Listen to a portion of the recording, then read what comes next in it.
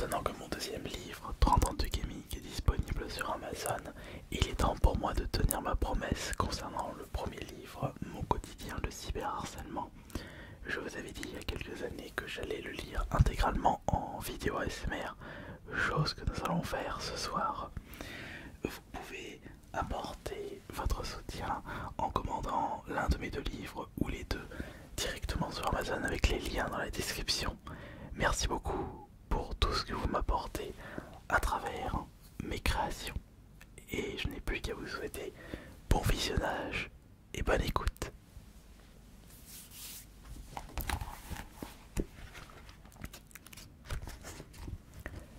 Jamais je n'aurais cru un jour écrire un livre. C'est un domaine qui ne m'a jamais intéressé, en plus d'être très compliqué à mes yeux.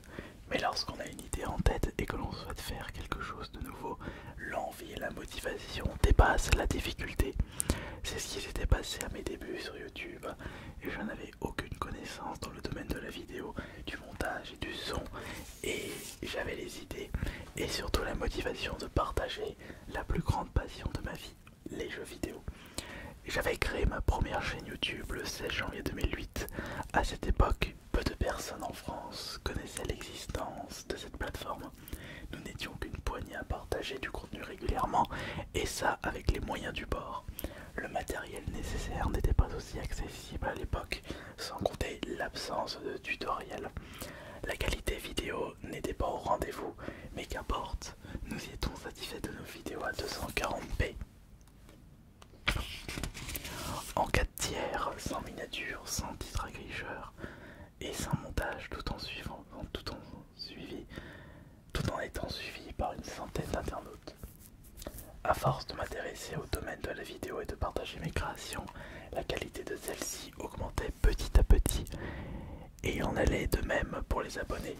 De plus en plus de personnes suivaient mon aventure avec plus ou moins d'attention. Je recevais tout le temps des commentaires encourageants, positifs et remplis de joie, un respect mutuel difficile à retrouver aujourd'hui. On pouvait clairement dire que c'était un monde de bisounours plein de passion, de qualité et de respect. Malheureusement, cette ambiance ne pouvait pas durer dans le temps avec la popularité grandissante du site. Plus un domaine devient connu, plus cela attire de nouveaux publics et dedans se trouvent des personnes froides, des frustrés de la vie, des déchets de la société. Des personnes qui n'ont rien trouvé de mieux à faire que de casser les murs de ceux qui tentent de réussir en partageant ce qu'ils aiment. De plus, ce phénomène a été amplifié avec l'arrivée de la monétisation. En soi, c'est un excellent moyen pour les personnes souhaitant vivre de leurs vidéos sans passer par des entreprises tierces. Mais comme dans tous les domaines, l'argent est tabou. Vivre de ce qu'on aime faire est intolérable aux yeux des perdants. En ce qui me concerne, j'ai commencé à gagner de l'argent à partir de septembre 2012, soit plus de 4 ans après mes débuts. Mes premiers revenus étaient dérisoires, je ne touchais que 50 € par mois. Je me souviens même de ma joie lorsque j'avais réussi à gagner 200 € en un mois avec mes vidéos. C'était une fierté personnelle, un plaisir que je n'avais jamais ressenti auparavant, pouvoir gagner de l'argent à travers une passion. Mes revenus augmentaient doucement, mais sûrement, et au moment où j'avais réussi à générer le même salaire que mon métier à l'époque, équipe logistique, je me suis dit qu'il était possible de vivre à 100% de ce que j'aime faire dans la vie.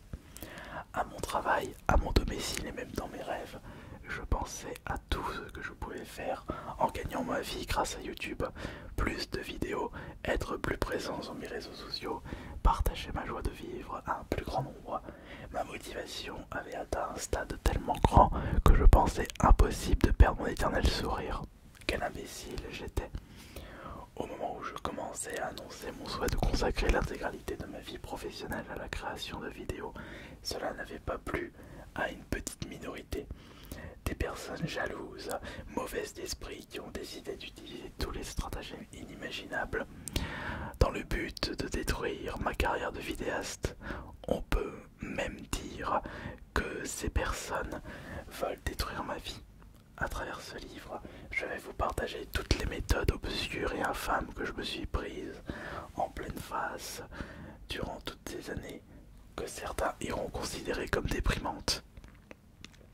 Chaque chapitre représentera un niveau de haine. Nous commencerons avec le plus soft pour terminer avec le plus cruel. Vous avez beau avoir du plomb dans la tête, vous avez beau être fort psychologiquement, rappelez-vous juste que tout comme vos muscles et vos organes, votre santé mentale est quelque chose de fragile qui peut être rongé par des événements que vous n'avez jamais souhaités.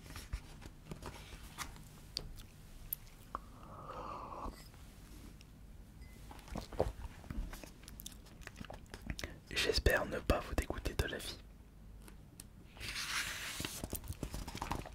Niveau 1. Vous serez d'accord avec moi que vous n'oseriez jamais insulter gratuitement un inconnu de peur de vous en prendre une.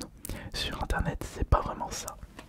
Avec la démocratisation des réseaux sociaux, l'insulte est devenue une banalité. À quoi bon s'empêcher de dénigrer un internaute, sachant que l'on peut bien, que l'on est bien en sécurité chez soi. C'est vrai, sous couvert d'un pseudonyme, vous vous sentez tellement supérieur aux autres que vous n'hésitez pas à utiliser un langage agressif pour montrer que rien ne vous fait peur. Mais qu'en est-il des personnes qui reçoivent les paroles blessantes? Il s'en remettra, il les aura oubliées. Ça fait partie de la vie. Il ne me connaît pas. Après tout, ce ne sont pas quelques insultes qui provoqueront la dépression de celui qui les reçoit. Cependant, personne ne deviendra le centre du monde, et les internautes utilisant ce langage irrespectueux ont tendance à oublier qu'ils ne sont pas seuls. Peut-être que la victime oubliera très vite qu'il s'est fait traiter de tous les noms d'oiseaux par une ou deux personnes, mais est-il facile d'oublier des centaines, voire des milliers d'insultes? Considérons une insulte comme une pichenette. Eh bien, vous constaterez que ces pichenettes peuvent devenir aussi violentes qu'un coup de poing si on multiplie ce geste qui paraît anodin par le nombre de personnes l'utilisant. Un irrespect d'Internet ne se rend pas forcément compte de la gravité de ces actes. Pour ma part, je ne me souviens pas à partir de quand j'ai commencé à recevoir des insultes. C'était quelque chose qui me passait par-dessus la tête et j'étais trop occupé à gérer mes créations pour prêter attention à ces mots sans intérêt. Cependant, plus les années passèrent, plus l'intensité des insultes augmentait. Certes, c'était toujours les mêmes injures. Il faut dire aussi que le quotient intellectuel des pratiquants était tellement bas qu'ils n'arrivaient pas à innover. Mais en recevoir tous les jours par milliers commençait à m'impacter psychologiquement. Partout j'en reçois, quelle que soit la vidéo, quel que soit le réseau social, et même en message privé sur les messageries de consoles de jeux vidéo ou sur mon compte eBay. Note, si j'avais manqué de respect à une personne, je comprendrais son retour injurieux. Cela dit, quand ton but sur internet n'est pas d'insulter, mais plutôt de partager ce que tu aimes faire dans la vie, il y a quoi se poser des questions.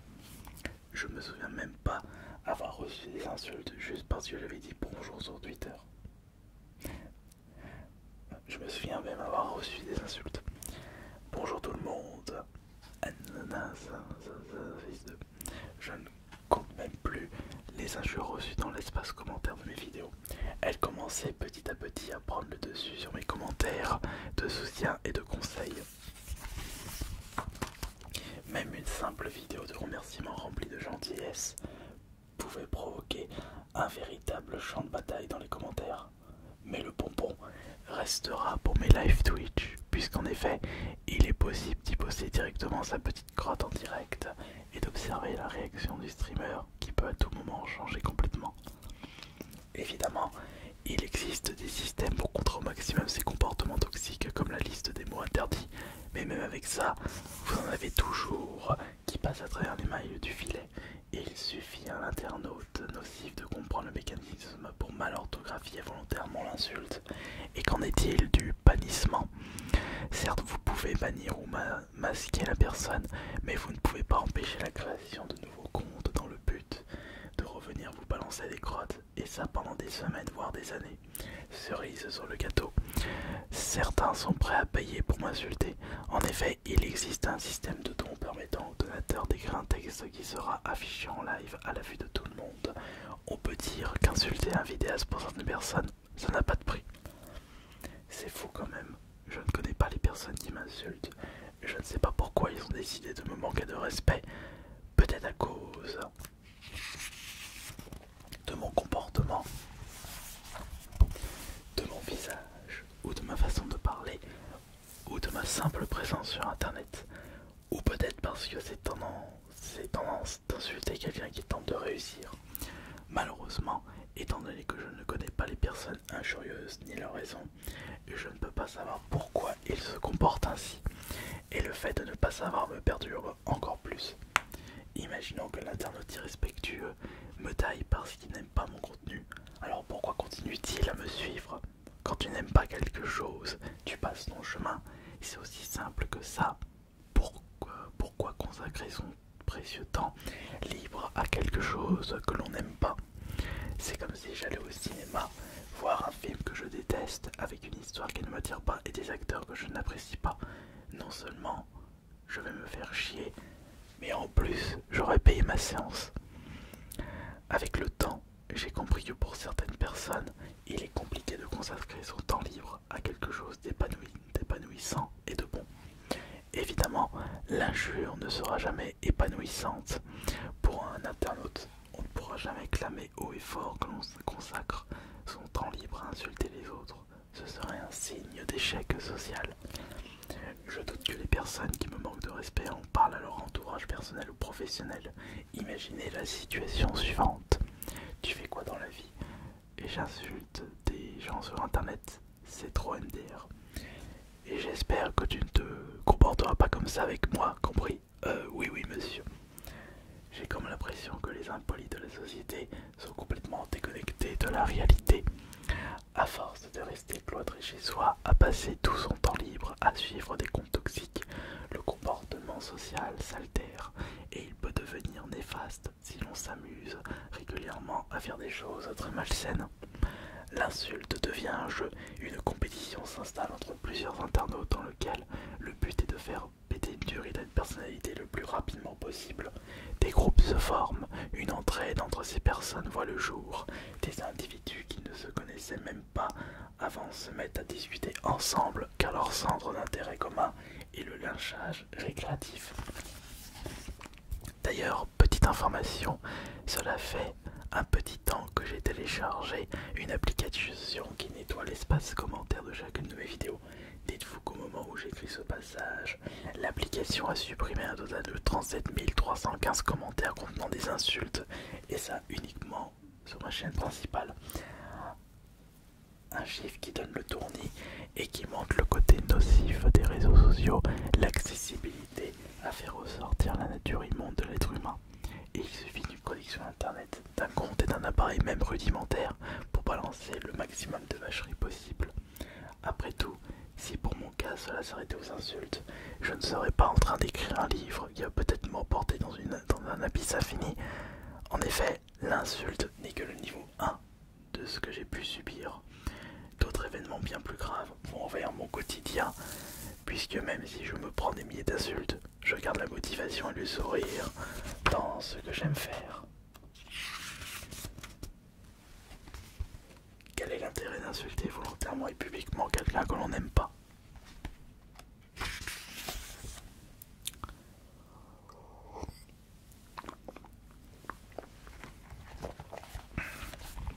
Niveau 2. Il existe des termes plus violents que les insultes, des mots qui peuvent vous démotiver à tout jamais et vous transformer en une loque sans projet et sans avenir. Ce sont ceux appartenant au lexique du rabaissement. Ah, rien n'est mieux que de rabaisser volontairement une personnalité que l'on n'apprécie guère pour qu'elle disparaisse complètement d'internet. Oh oui, que c'est amusant. Je m'incline à 180 degrés devant vous, cher empereur, pour prouver votre supériorité. C'est vraiment immonde de se comporter ainsi sans penser aux conséquences. Un passionné travaille tous les jours corps et âme sur son temps libre pour partager ce qu'il aime faire et pour apprendre des choses à ses abonnés.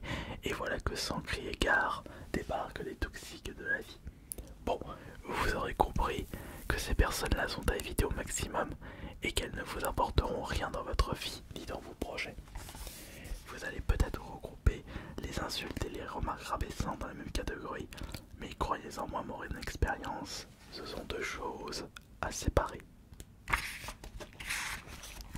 Recevoir des FTP à longueur de journée est nettement moins impactant que des remarques du style tu n'arriveras à rien faire dans ta vie, arrête tout, tu n'es bon à rien, tu as toujours été nul, quoi que tu fasses, ce sera toujours mauvais, tu perds ton temps dans un domaine que tu ne maîtriseras jamais. Encore une fois, c'est le nombre qui fait la force.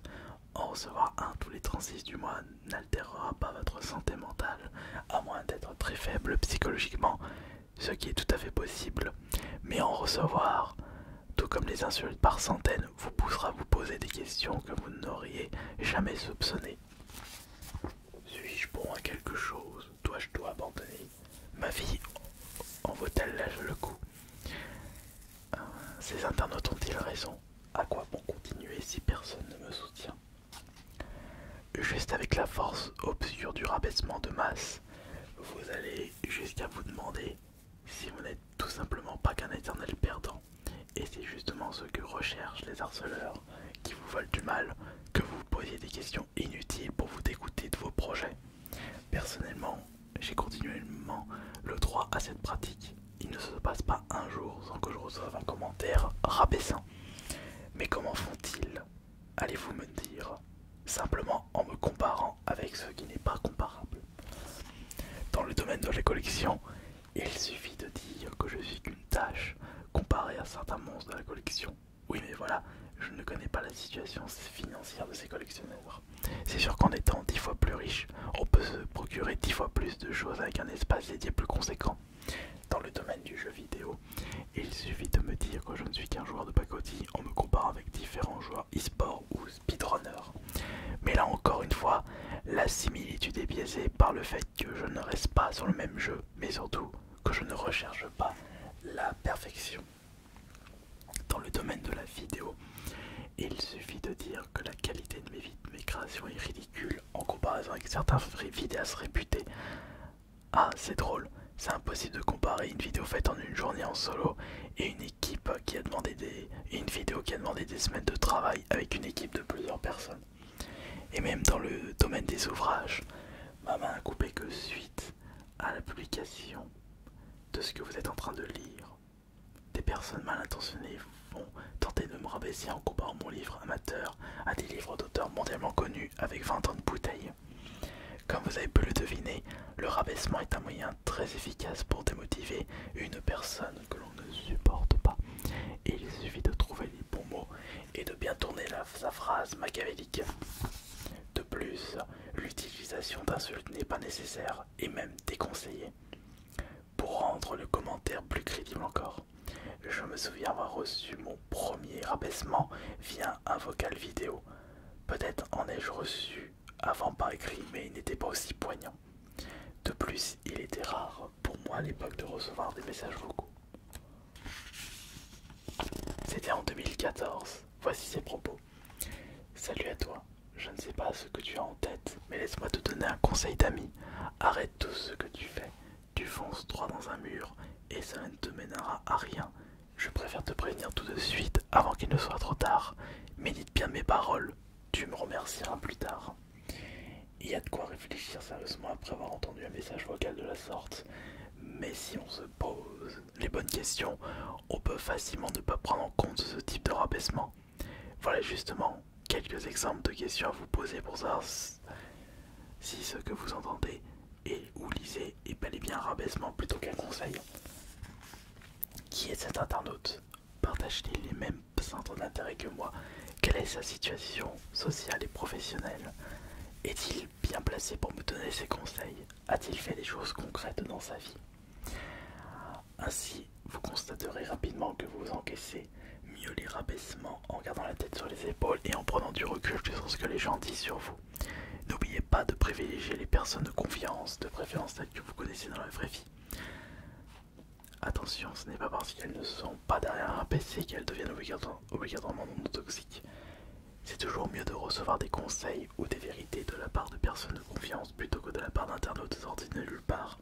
Ajoutons à cela que celles et ceux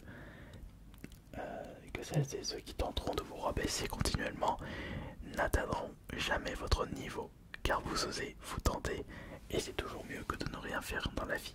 mis à part rabaisser. Quelqu'un pratiquant le rabaissement ne réussira jamais ses projets.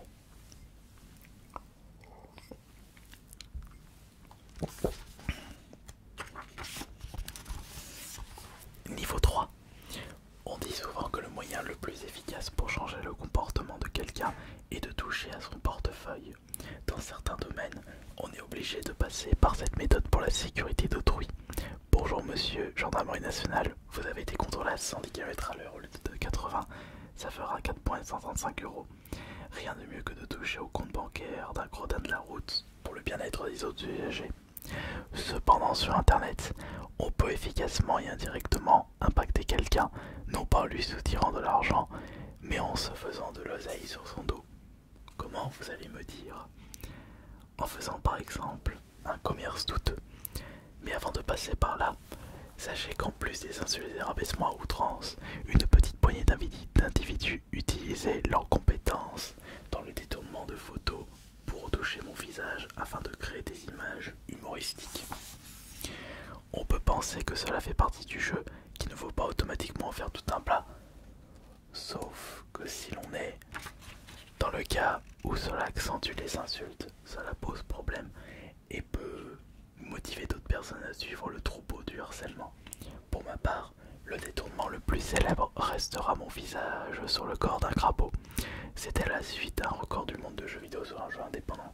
J'étais tellement content et excité de ma performance que je n'arrivais pas à trouver mes mots, d'où une certaine expression cocasse de ma part. Bon, j'avoue que le résultat du crapaud était propre et il était tout à fait logique de voir beaucoup d'internautes rigoler de ce montage de qualité. Mais quel est le lien entre le détournement d'image et le commerce douteux? Un petit malin avait remarqué que la haine autour de moi était tellement gigantesque qu'il était possible de se faire un peu d'argent de poche. Après tout, l'argent n'a pas d'odeur.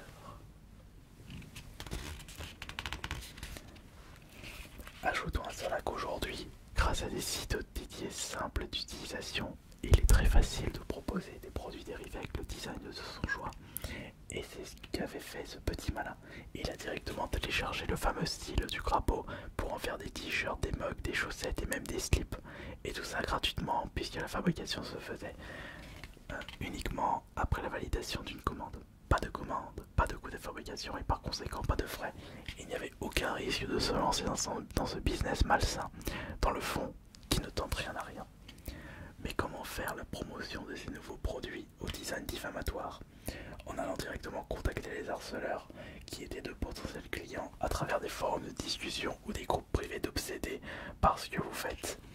C'est d'ailleurs de cette façon que j'ai appris l'existence de ces produits. Ma première réaction fut de penser: ah, mais qui serait assez débile pour débourser des dizaines d'euros dans un t-shirt ou un mug avec ma tête sur un crapaud? Eh bien, un paquet de personnes au bout du compte. Quelques semaines plus tard, des photos dégoûtantes font leur apparition. Des internautes montrant avec fierté leur acquisition tout en prenant plaisir à me rabaisser une fois de plus, alors que certains sportifs de haut niveau posent avec leur coupe après des années d'entraînement intensif. D'autres préfèrent s'afficher devant un miroir avec un t-shirt diffamatoire en signe de réussite sociale. Eh ben dis donc, si le harcèlement était un signe de réussite, je n'ose imaginer ce que deviendrait Internet. On est tombé bien bas, mais fort heureusement, cela reste des cas extrêmes, même si leur simple présence peut transformer votre quotidien en une douleur éternelle. Imaginez ma colère quand je me suis rendu compte que des gens se faisaient du blé par le biais d'une forme de moquerie, et ces infâmes clients ne se gênaient pas pour rappeler leur supériorité.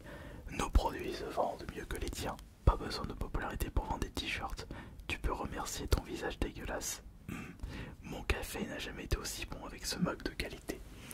Évidemment, j'ai tenté par tous les moyens de faire clôturer ces ventes diffamatoires, mais malgré plusieurs relances, les produits étaient toujours disponibles sur le site. Bon sang de bonsoir, je me sentais impuissant contre ça. Néanmoins, s'ils peuvent proposer à la vente des dizaines de mon visage sans mon consentement, alors moi aussi je peux le faire. Il me suffit de créer une boutique sur un site concurrent. Aussitôt dit, aussitôt fait, je m'étais empressé de prévenir mon public de l'arrivée de ces produits considérés comme autodérisoires. Mais moi qui pensais que ça allait fonctionner, Je m'étais foutu le doigt dans l'œil. En effet, suite à la communication de ma boutique, j'ai reçu un email d'avertissement de la part du site pour me signaler que mon compte avait été clôturé pour non-respect des termes et conditions. Cela est dû à un signalement massif de la part des personnes qui ne voulaient pas que je me fasse de l'argent à leur place. Étant donné qu'ils étaient plus nombreux que moi, il a été facile pour eux de contacter le site en leur expliquant que je ne possédais pas les droits des designs, chose qui est vraie. Mais de leur côté, ils n'avaient pas demandé l'autorisation d'utiliser mon visage dans un but commercial, en plus d'être dégradant. Cela montre que le nombre fait la force. Un unique signalement passera totalement inaperçu contrairement à des dizaines, voire des centaines, en l'espace d'une demi-heure. D'ailleurs, le signalement massif est une pratique qui est souvent utilisée sur les réseaux sociaux pour faire fermer des comptes ou pour annuler des jeux, des films ou des événements. Je n'avais plus le choix. Je devais faire avec, en parler le moins possible et attendre que cela se tasse. Et c'est ce qui est arrivé. J'ai reçu récemment un message privé de la part du créateur de la boutique diffamatoire que je vous partage. Bonjour Asterion, je souhaite m'excuser de mon comportement envers toi. Je regrette profondément pour avoir été le créateur de la boutique vendant des produits dérivés avec le design de ton visage sur un crapaud. J'étais jeune et débile et j'ai profité de toi et des gens qui ne t'aimaient pas pour faire un peu d'argent. Ce n'est pas grave si tu ne me pardonnes pas, le fait de t'en parler me libère. Je te souhaite une bonne continuation dans tes projets et dans tes vidéos.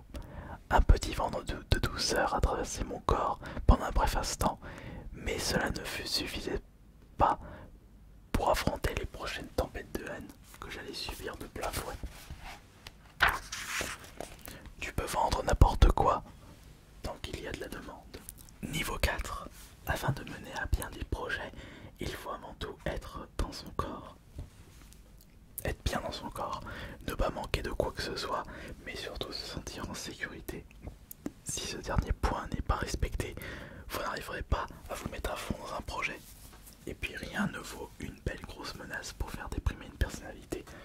Je vais te retrouver et te faire la peau. Mes années d'arts martiaux vont me permettre de démonter ta sale tronche. On sait où t'habites, prépare-toi à souffrir. On t'attend pour te planter à mort. Tu vas regretter de t'être montré sur internet. Je ne compte même plus le nombre de messages de ce style que j'ai pu recevoir. Certains étaient d'une violence inouïe qui traumatiserait le premier venu. Ceci n'est que la continuité des événements. Quand l'insulte et le rabaissement ne marchent pas, on passe à l'étape supérieure en espérant que cela fonctionne. C'était des messages privés, des commentaires laissés par hasard sur les réseaux sociaux, du courrier que l'on envoyait directement dans ma boîte aux lettres. Heureusement, vous pouvez faire appel aux forces de l'ordre pour vous défendre en déposant des mains courantes, voire des plaintes selon la gravité des messages. Je me souviens que mon premier dépôt de plainte m'avait été suggéré par les organisateurs d'une convention geek. Pour la petite anecdote, j'étais invité en tant que vidéaste à cet événement parisien. Peu de temps après mon annonce officielle, les organisateurs me contactent pour me prévenir qu'un déséquilibré avait l'intention de venir sur place pour me planter un coup de couteau. Mais pourquoi envoyer un message aussi agressif à une convention plutôt qu'à moi, pour que la convention retire mon invitation afin d'éviter un potentiel drame? Cependant, les organisateurs ont su rester professionnels en portant directement plainte au commissariat de Paris. Suite à leur dépôt de plainte, ils m'ont conseillé de faire de même dans celui de ma ville.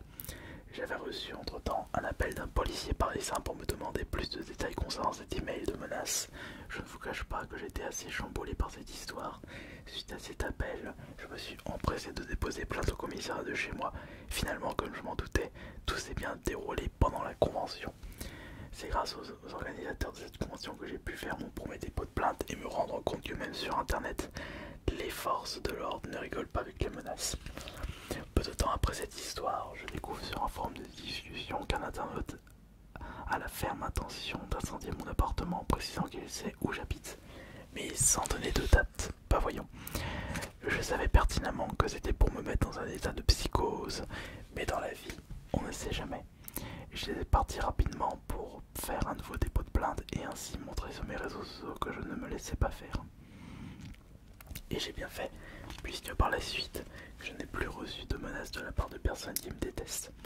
Il faut savoir qu'Internet est peuplé en minorité par des lâches se permettant de faire tout ce qu'ils ne feront jamais dans leur piètre vie, même cachés derrière leur PC, à utiliser des pseudonymes tout en prenant soin de ne pas laisser de traces qui permettraient à des policiers de les retrouver. Ils peuvent avoir peur du retour du bâton en sachant parfaitement que ce qu'ils font est totalement illégal. Peut-être qu'un jour ils recevront un appel ou un courrier de convocation, voire la visite des policiers à leur domicile. Ils utilisent la terreur pour perturber, mais ils ne sont pas immunisés contre celle-ci. Autant en profiter afin de se sentir mieux dans sa peau pour continuer ses projets. Malgré tout, il existe des têtes brûlées qui n'ont que faire de la loi. Après plusieurs mois sans menaces, voilà que je reçois à plusieurs reprises des intimidations de la part de la même personne. Mais cette fois-ci c'était plus sérieux, puisque ce danger public n'avait pas hésité à montrer son visage pour montrer à Internet sa domination. Il en était même venu à me menacer de mort à travers une vidéo. Autre nouveau problème, comme si j'avais besoin de ça, il était suivi par quelques dizaines de personnes qui approuvaient ses paroles. Avoir un public a toujours été une source de motivation et de dépassement de soi, mais quand on est dans le domaine de la bêtise, cela pose problème. Contrairement à un public sain, un public toxique vous motivera à faire des grâces.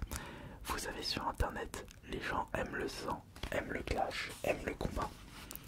De ce fait, si une personne veut absolument devenir populaire, elle va tout le temps chercher le drama.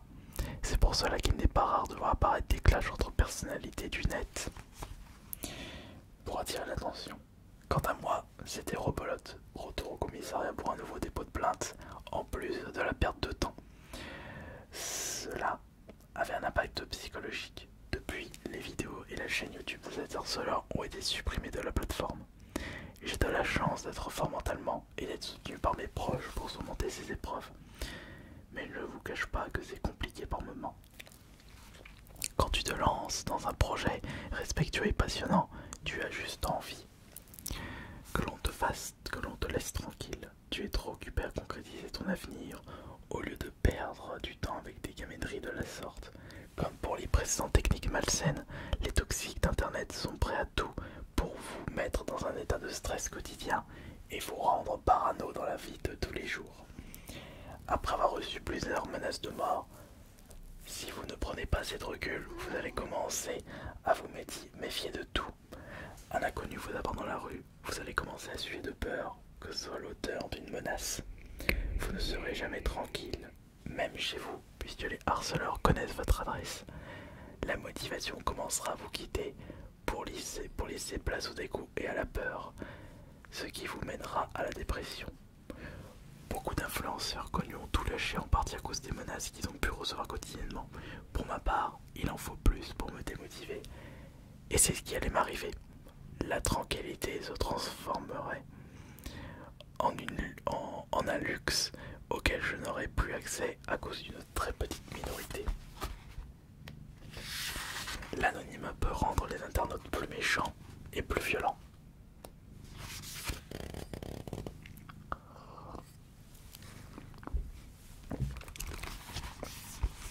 Niveau 5. La vie des internautes permet à beaucoup d'utilisateurs de se forger un premier ressenti sur quelque chose. Même si le mieux restera d'avoir un jugement personnel, on ne pourra rien faire sur l'effet de masse. Prenons par exemple deux stylos, que nous appellerons stylo A et stylo B. Ils sont proposés au même prix, possèdent le même design, mais le stylo A dure plus longtemps que le stylo B. Pourtant, c'est le stylo B qui se vend le mieux grâce à ses avis clients, ce qui a boosté son référencement. Malheureusement pour le stylo A, il a été victime d'un lâchage volontaire dans ses avis clients, ce qui lui a donné une mauvaise réputation de mauvais produit, enfin une fausse réputation de mauvais produit, alors qu'il dure plus longtemps que le stylo B. Si je vous parle de ce cas de figure, c'est parce que l'on retrouve la même chose sur YouTube. Vous découvrez un nouveau vidéaste souriant et motivé. Néanmoins, vous constatez que son nombre de dislikes est largement supérieur au like. Vous allez tout de suite vous demander pourquoi. Vous n'allez pas chercher à regarder entièrement la vidéo, mais plutôt vous focaliser sur l'espace commentaire de celle-ci et vous remarquez un nombre incalculable d'insultes et de rabaissements de la part des viewers alors que la vidéo n'a rien à se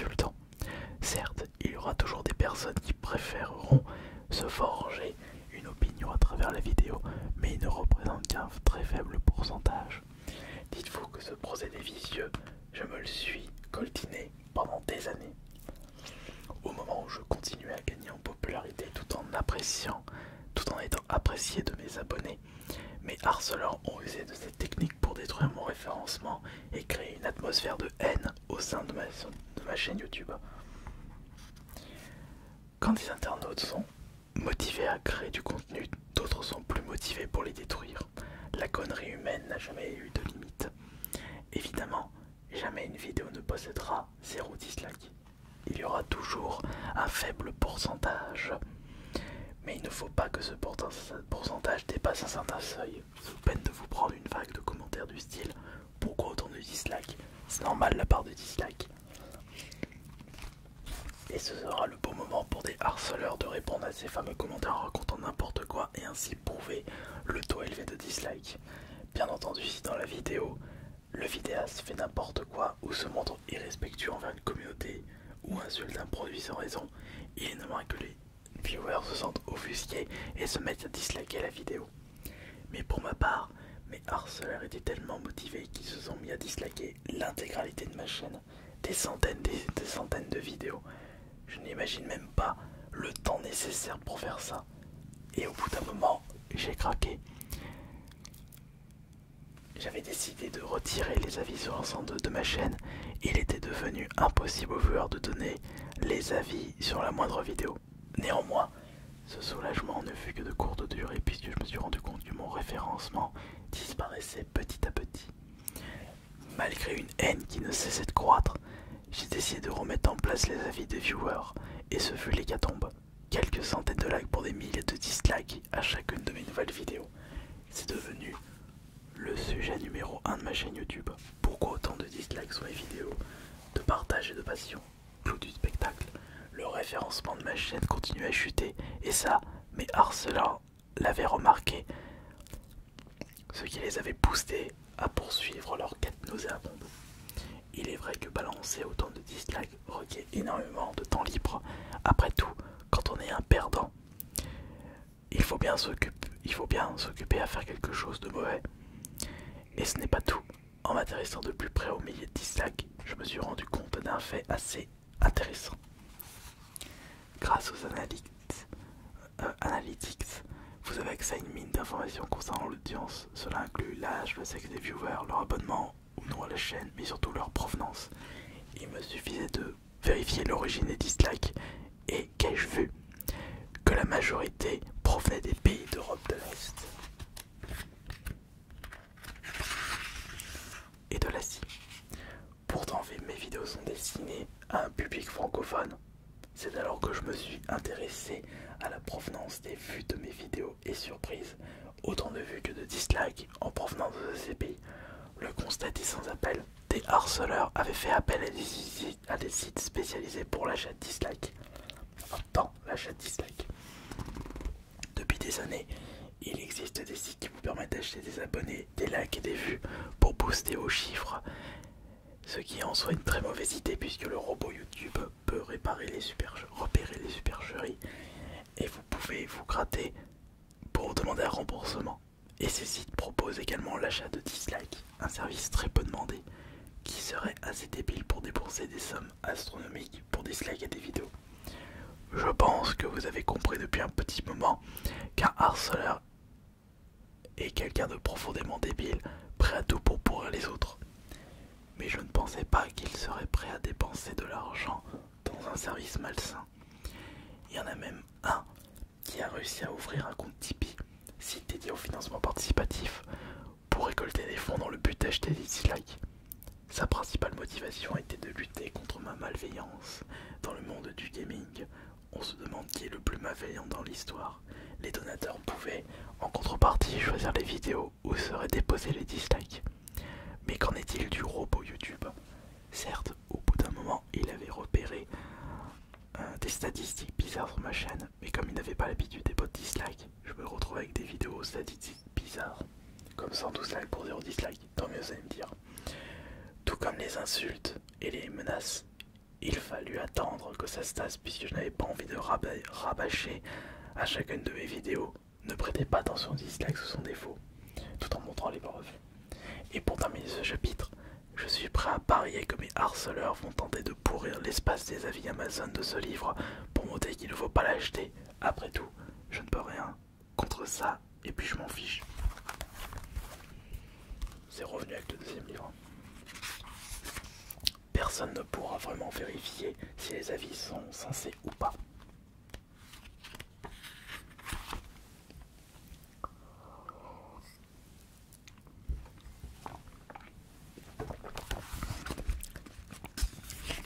Niveau 6.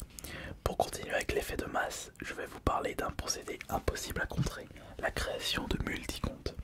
Comme d'habitude, vous allez vous demander pourquoi. Pourquoi créer plusieurs profils dans le but de me nuire? Cela réclame un temps nécessaire supplémentaire multiplié par le nombre de comptes créés. Lorsqu'on n'a pas les moyens nécessaires pour acheter des avis négatifs, la deuxième solution est la création de multi-comptes. Sachant que sur YouTube il est impossible de savoir qui n'a pas aimé une vidéo, autant ne pas se gêner avec ce procédé. De plus, il est devenu très facile de créer des comptes multiples. Et grâce à la connexion automatique, basculer d'un profil à un autre est devenu rapide. Vous allez maintenant comprendre pourquoi certaines de mes anciennes vidéos atteignaient la barre du millier de dislikes en l'espace de quelques heures. Comme vous le savez, mes harceleurs sont prêts à tout pour me détruire, quitte à passer l'intégralité de leur journée sur mes réseaux sociaux. Dès qu'une nouvelle vidéo était disponible sur ma chaîne YouTube, mes abonnés ayant activé les notifications étaient mis au courant de cette sortie. Mais dans ces abonnés se trouvaient mes harceleurs. C'est pour cela que des dislikes apparaissent instantanément sur de nouvelles vidéos.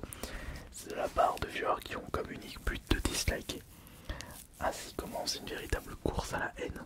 Une petite dizaine de harceleurs vont bombarder cette nouvelle vidéo avec le maximum de dislikes possible en utilisant les multi-comptes créés préalablement et craquent.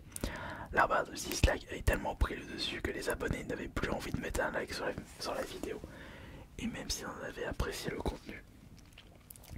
En plus du gain de motivation chez les harceleurs, cela donnait envie à d'autres utilisateurs de poser un dislike sur la vidéo juste pour le fun. Franchement, à certains moments, je serais curieux de voir le centre d'intérêt des personnes qui trouvent marrant de mettre un dislike sur une vidéo sans la regarder. Je me suis rendu compte de cette méthode lorsque mes harceleurs se sont affichés avec des screens montrant leur multi-compte. Il y en avait même un avec pas moins de 200 comptes YouTube différents. En faisant ça, ils se motivaient entre eux et poussaient d'autres utilisateurs à rejoindre leur guerre nocive. D'autre part, l'un d'entre eux avait créé un script de Google qui permettait à des utilisateurs de poser un dislike automatiquement sur chacune de mes nouvelles vidéos sans avoir besoin de cliquer sur le bouton. Quand je pense que des passionnés utilisent leurs compétences pour améliorer des sites sans rien demander en retour, voir une personne créer un script de haine me donne envie de vomir. J'avais tenté de contacter à plusieurs reprises le siège de YouTube pour régler ce problème. Mais que ce soit par mail, par message privé, Twitter ou par le biais de mon network, c'était silence radio. Un peu logique sachant que la plateforme compte 2 milliards d'utilisateurs à travers le monde pour un total de 500 heures de vidéos ajoutées chaque minute. Vous imaginez que je ne représente qu'un atome de poussière de l'univers. Il n'en avait que faire de mes réclamations. Malgré tout, je pouvais apercevoir cette petite lumière au bout du tunnel, puisqu'une nouvelle fonctionnalité allait voir le jour suite à de multiples dislikes sur mes vidéos officielles de YouTube. Enfin, sur des vidéos. Cette fonctionnalité empêchait les utilisateurs de mettre un dislike sur une vidéo tant qu'ils n'avaient pas visionné 50% du temps total de celle-ci. Un excellent moyen pour contrer les dislikes abusifs. Malheureusement, cette fonctionnalité n'a jamais vu le jour, tout comme la suppression pure et simple des dislikes. On allait par conséquent se retrouver avec un système similaire à Facebook et Twitter. Je rappelle que ce livre a été écrit en 2020. Pour en revenir au multi-compte, cela ne s'arrêtait pas uniquement au dislike, il était également utilisé pour insulter et pour rabaisser. Ainsi, les harceleurs pouvaient créer une atmosphère de haine dans laquelle personne ne m'appréciait. Des milliers de dislikes, des milliers d'insultes sur YouTube, sur Twitter, sur Facebook, partout sur internet. Et tout ça par une petite dizaine d'internautes complètement tarés dans leur tête. On se retrouvait dans un contexte issu du Moyen-Âge où les viewers se disaient « Ah, si tout le monde le dit, c'est que c'est forcément vrai. » Sauf que ce tout le monde ne représentait pas la majorité, mais seulement une faible minorité, puisque sur une base de 20 000 vues, on retrouvait quelques centaines d'insultes. Mais comment voulez-vous le faire comprendre aux personnes qui découvraient ma chaîne YouTube? Je n'avais malheureusement pas le temps de les contacter un par un pour leur expliquer le contexte, et puis j'allais me faire passer pour un gros lourdingue. Mais les harceleurs, eux, avaient justement le temps pour contacter en privé ceux qui étaient de mon côté. Mais ça, on en reviendra plus en détail plus tard. Tout comme pour les précédents niveaux, ma seule échappatoire était d'attendre une baisse de motivation de la part de mes harceleurs. Je me demande comment je fais pour ne pas péter un câble avec tout ça. Mais le pire est la sensation d'impuissance contre ça et voir les autres tomber dans le panneau m'horripile. Pour couronner le tout, la méthode des multicomptes va être utilisée à foison pour des faits beaucoup plus fourbes. Quoi, vous pensiez que le cauchemar s'arrêtait là? Détrompez-vous. Nous n'avons pas encore fait la moitié de ce chemin digne des pires scénarios psychologiques. Voici tout de même une petite touche positive. Les raids dislikes du multicompte ont peu à peu commencé à disparaître, étant donné que je ne prêtais plus attention. Mais ce calvaire aura duré plus de 3 ans. Je pensais que cela allait s'arrêter quelques mois plus tard, mais au moment où je fus soulagé de ne plus voir autant de dislikes, mes harceleurs ont mis les bouchées doubles pour montrer que c'était eux qui décidaient de l'avenir de ma chaîne YouTube. Les moyens techniques d'internet peuvent permettre à n'importe qui de se faire passer pour une infinité de personnes différentes.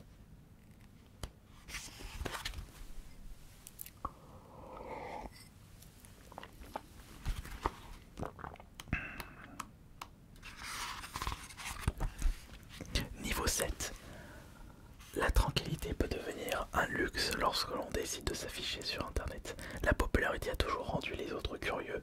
On s'intéresse à votre mode de vie, vos passions, votre façon de vous habiller, votre foyer et j'en passe. Au début, cela reste gentillet, mais la curiosité peut devenir un vilain défaut, surtout si elle est utilisée dans le but de nuire à autrui. En plus de tout le reste, insultes, menaces, dislikes, etc. Mes harceleurs ont surveillé mes moindres faits et gestes. Je ne sais pas pourquoi je dis on, sachant qu'ils le font toujours tellement qu'ils n'ont pas de vie. Toujours un œil sur l'ensemble de mes réseaux sociaux à la recherche du moindre écart de ma part. Et comme si cela ne suffisait pas, ils ont également retourné tout le net pour retrouver tout ce que j'ai fait auparavant. Ils avaient même aussi retrouvé un message datant de 2009 posté dans un forum de musique métal. Après tout, je n'avais pas à m'inquiéter de ce côté-là, sachant que j'ai toujours été correct sur mes propos. Mais si on ne se sent plus tranquille, on se sent continuellement observé. Évidemment, il suffit de couper les réseaux sociaux pour retrouver une tranquillité. Mais quand ton métier est directement lié, difficile de passer par cette méthode. Pourquoi font-ils cela? Pour obtenir un nouveau moyen de pression sur moi? Lorsque vous êtes une personne qui aime la tranquillité tout en faisant attention à vos informations privées, voir une personne vous narguer avec votre adresse tout en vous appelant par votre nom de famille, cela peut devenir destructeur. C'est comme si on avait violé votre intimité et que quelqu'un s'était invité chez vous tout en se servant de votre frigo. Vous ne serez jamais à l'abri d'une maladresse ou d'un oubli concernant vos informations privées. Mais lorsqu'un harceleur les retrouve, il est trop tard pour les supprimer. Et il ne va pas se gêner pour les partager à un maximum de monde. Cependant, avant de faire ça, un dénicheur toxique tentera de vous contacter pour trouver un arrangement. Cela peut être de l'argent, de la soumission, l'arrêt de vos vidéos ou un service pas très net. De mon côté, je ne sais pas ce que voulait la première ordure à avoir trouvé des informations confidentielles. Oh, ce n'était pas grand chose, juste mon adresse et mon nom, ce qui était déjà énorme à l'époque. Je me souviens avoir reçu en message privé un texte assez menaçant en précisant mes données privées. Cette personne voulait que j'entre en contact avec lui, chose que je n'ai pas fait. Après plusieurs relances de sa part, il avait lancé un compte à rebours sur un forum de discussion invitant tout le monde à venir à telle heure pour un événement à couper le souffle. Je ne pensais pas qu'il allait vraiment le faire. Et ce qui devait arriver arriva. Mon nom et mon adresse se trouvèrent à la vue de tout le monde. Je me sentais une nouvelle fois impuissant contre ça. Je ne savais plus quoi faire. Même si je signalais partage de données, les gens étaient au courant. C'était comme trancher inlassablement la tête d'une hydre qui repousserait éternellement. C'est alors que je me suis dit, comment ont-ils trouvé mes informations personnelles? Pour le nom et le prénom, c'était via un très vieux message de ma part sur un forum dont j'oublie le nom comme un débile. Enfin, ou comme un débile, je m'étais présenté trop poliment. On ne peut pas se souvenir de tout ce que l'on poste sur internet. Mais c'est quand même incroyable que des personnes mal intentionnées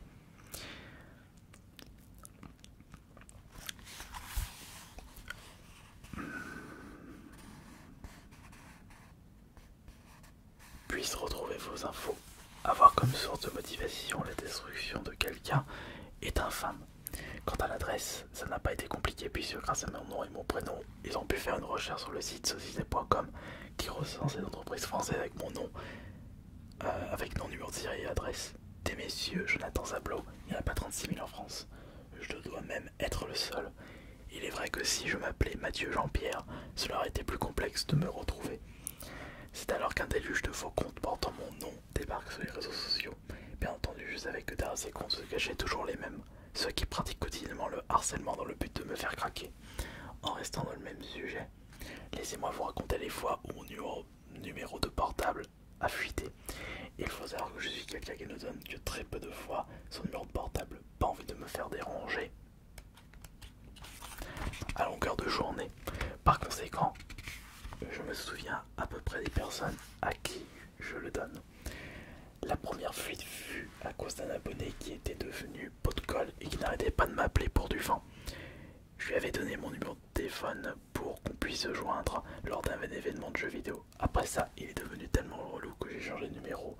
Une bonne décision puisque par la suite, il a donné par vengeance mon numéro à un harceleur. La deuxième fuite a été provoquée par une erreur de ma part. Pendant une vidéo, j'avais présenté un coin de chez moi rempli de babioles et de matos à endeguler. Suite à la publication de cette vidéo, une personne a commencé à se la péter parce qu'elle avait trouvé mon numéro de téléphone. Je me suis empressé de trouver le passage en question et après plusieurs vérifications, il était bel et bien visible dans la vidéo. Et vous voulez savoir où? Dans un recoin sur un carton posé dans les liquides de la poste avec mon numéro de portable précisé dessus. Le temps que je supprime le passage de la vidéo, il était déjà trop tard. Mon numéro de téléphone avait été diffusé un peu partout. Pour commencer, c'était des dizaines d'appels, masqués à n'importe quelle heure de la journée. C'est d'ailleurs à cause de cela que j'ai découvert la fonctionnalité bloquer automatiquement les appels masqués. Par la suite, ce fut des appels non masqués. Chaque fois que je ne connaissais pas le numéro, je le bloquais automatiquement pour être tranquille. À ma grande surprise, cette mascarade a duré seulement quelques jours. Certes, j'ai reçu quelques appels indésirables de temps en temps, mais ça restait rare. Néanmoins, une autre méthode fourbe a été utilisée par mes harceleurs. Ils se sont servis de toutes mes données personnelles pour contacter un maximum d'entreprises lambda afin que je ne sois jamais tranquille. Par exemple, ils ont contacté une entreprise de vente de portes située à Toulouse pour demander un devis pour une dizaine de portes en précisant mes emails, nom, prénom et numéro de téléphone. Par conséquent, j'ai été contacté par l'entreprise. Imaginez ma confusion lors de cet appel. Et j'ai reçu des appels en provenance des 4 coins de la France pour des piscines, des assurances, des prothèses. Le plus triste restera l'hôpital psychiatrique. Je ne compte même plus le nombre d'appels reçus, mais ça doit se compter par centaines. Autant de temps gâché dans la part de mes harceleurs pour tenter de me détruire. Qu'en est-il de mon métier? Oui, parce qu'avant de vivre à 100% dans le vidéaste, il fallait que je travaille quelque part pour payer mes factures et remplir mon frigo. Tout compte fait, il n'avait pas trouvé mon métier puisque j'ai su rester très discret concernant cette info. Je n'avais parlé à personne sur internet, heureusement, car je n'imagine pas les dégâts qu'ils auraient pu me faire les gens qui ne m'aiment pas. Et comme si cela ne me suffisait pas, mes harceleurs ont recherché toutes les infos sur les personnes les plus chères à mes yeux, ma famille. Mes frères et mes parents stalkés à mort par ces abrutis du net dans le but de créer la zizanie au sein de ma famille.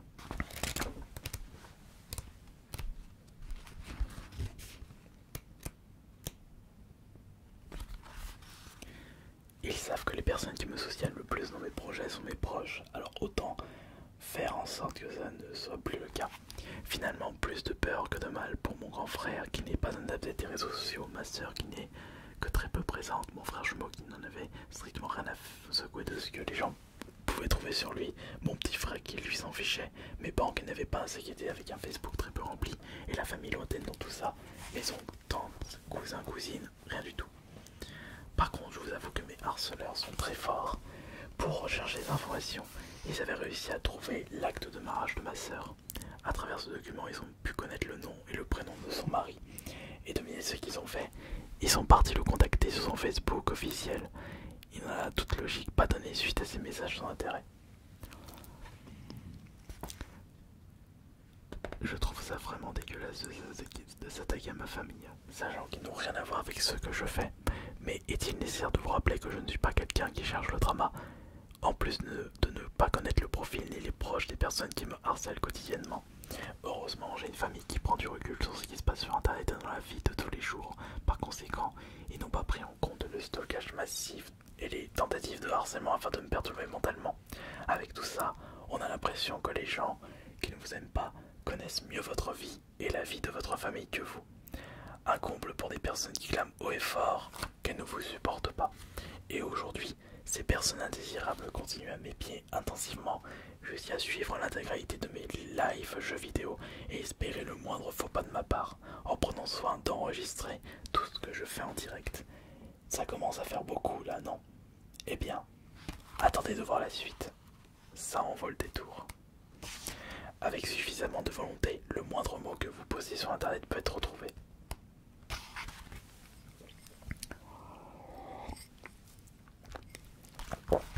Niveau 8. Après avoir fouillé l'intégralité d'internet et récolté toutes les infos possibles sur moi, les harceleurs pouvaient s'en servir pour m'insulter et me rabaisser. Le problème est que je suis quelqu'un de droit qui n'ose pas braver les interdits. J'aime être droit dans mes bottes afin d'être tranquille aux yeux de la justice. Néanmoins, les toxiques du net avaient absolument besoin de preuves concrètes pour me faire détester de mes abonnés.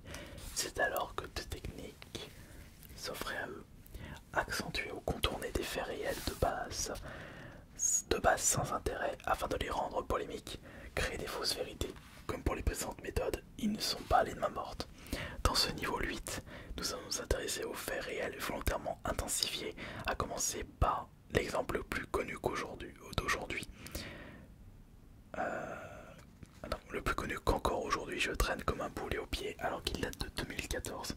Pendant un vide-grenier, j'ai tombé sur un Final Fantasy VII sur PlayStation vendu par deux adolescentes pour 15 €. Ce jeu est certes convoité, mais il ne vaut pas une fortune, surtout en 2014. Il était facile de choper pour moins de 10 €. J'avais réussi à le négocier au prix des autres jeux PS Industance, c'est-à-dire 3 €. Ma principale erreur dans cette histoire fut d'en avoir parlé en vidéo tout en narguant les deux adolescentes. Je suis d'accord que c'était irrespectueux de ma part, mais à voir tous les retours négatifs, on aurait cru que j'avais détourné des millions d'euros aux contribuables. C'est à partir de ce moment-là que l'on m'a collé l'étiquette arnaqueur sur le front. J'en avais tellement marre de cette histoire que j'avais décidé d'offrir ce Final Fantasy à un abonné. Bizarrement, ça avait intéressé personne. Non, ça avait intéressé beaucoup de personnes et je suis sûr que parmi les participants se trouvaient ceux qui n'avaient pas hésité à me traiter d'arnaqueur. De plus, j'ai pour habitude de vendre des jeux vidéo sur mon compte eBay, mais je ne les vends pas au prix auquel je les ai achetés, ce qui encore une fois aujourd'hui provoque un tollé de la part des harceleurs qui refusent de me voir faire du bénéfice. Leur principal argument est que ce sont des jeux que je me suis procurés en période de solde pour une bouchée de pain. T'es vraiment un arnaqueur, tu as acheté ce jeu à 1 € en 2015 et tu le revends à 50 €. Tu n'as vraiment pas honte de faire ça, sauf que le jeu en question ne vaut plus 1 €. C'est comme si on engueulait un agent immobilier parce que le bien qui nous intéresse est plus cher que le prix moyen d'un bien en 2015. De plus, mes harceleurs vont comparer mes ventes avec d'autres en ne prenant volontairement pas en compte certains éléments. C'est comme si on comparait un jeu neuf à un jeu d'occasion, une version française à une version italienne, un jeu complet à un CD seul. Donc on y est, laissez-moi vous parler des mots de ces moments où l'on m'a accusé de profiter des ventes réservées aux plus démunis. Cela fait depuis plus de 17 ans que je visite les vides-greniers dans le but de dénicher des jeux vidéo et consoles à bon prix. Il m'arrive également de visiter des marchés aux plus intérieurs contenant uniquement des objets culturels, jeux, films, jouets, livres. On appelle ces événements les bourses aux jouets. Tout comme dans les vides-greniers, on peut y trouver des objets pour pas cher, des objets hors de prix. Sachant que mes harceleurs ont réussi à faire croire à des centaines d'abonnés que les bourses aux jouets étaient uniquement réservées aux plus démunis en jouant sur les mots. Pourtant, comment peut-on dire qu'une bourse aux jouets n'est accessible qu'aux personnes démunies en sachant que c'est ouvert à tous et que des articles y sont parfois hors de prix? Enfin bon, changeons de sujet pour s'intéresser à quelque chose de tout aussi sordide. Sachez qu'en plus de tout le reste, je me fais régulièrement accuser de zoophilie juste parce que j'aime bien les personnages anthropomorphiques. Il n'est pas rare que je parle des animaux humanisés lors de mes lives. Il faut dire que j'ai grandi avec Looney Tunes. Et aujourd'hui, j'apprécie beaucoup ces dessins animés remplis d'humour à l'ancienne. J'ajoute mon admiration pour les créateurs fantastiques et mythologiques. Il m'arrive quelquefois d'user d'autodérision en précisant que l'univers vidéoludique qui m'attire le plus est celui de Skyrim, car on peut draguer des argoniennes, les anthropomorphes. À cause de ce penchant pour ces créatures imaginaires, mes harceleurs en ont profité pour valider une zoophilie refoulée, ce qui est totalement faux, puisqu'on ne peut pas avoir de rapport avec des créatures qui n'existent pas, en plus de pas du tout ressembler à des animaux réels. Et voici une autre histoire où tout a été sorti de son contexte afin de raconter des mensonges. J'avais été invité à une convention afin de rencontrer mes abonnés, mais parmi ces abonnés se trouvent les indésirables et on serait été sur place avec comme objectif de pourrir ma réputation. Sa première technique a été de filmer mon coin dédicace à la fin de mes horaires de dédicace pour prouver que personne n'est venu me voir, alors que ça n'a pas été le cas. La deuxième technique a été de démontrer que j'avais peur d'une confrontation. Cet indésirable m'avait insulté par derrière afin de me faire péter un câble. Le harceleur m'attendait près des loges pour venir me voir. Ignorance totale de ma part. Pour lui, c'était une victoire, car il ne savait pas que l'organisation m'avait interdit de l'approcher. Et là, je vous ai donné que quelques exemples parmi une multitude. Tous les idées seraient vains. Un livre entier serait nécessaire pour tous les mentionner tellement la liste est longue. Et puis mon but était surtout de vous faire comprendre qu'il est facile de sortir du contexte des mots et des situations pour faire croire n'importe quoi. En jouant sur les mots, on peut berner n'importe qui.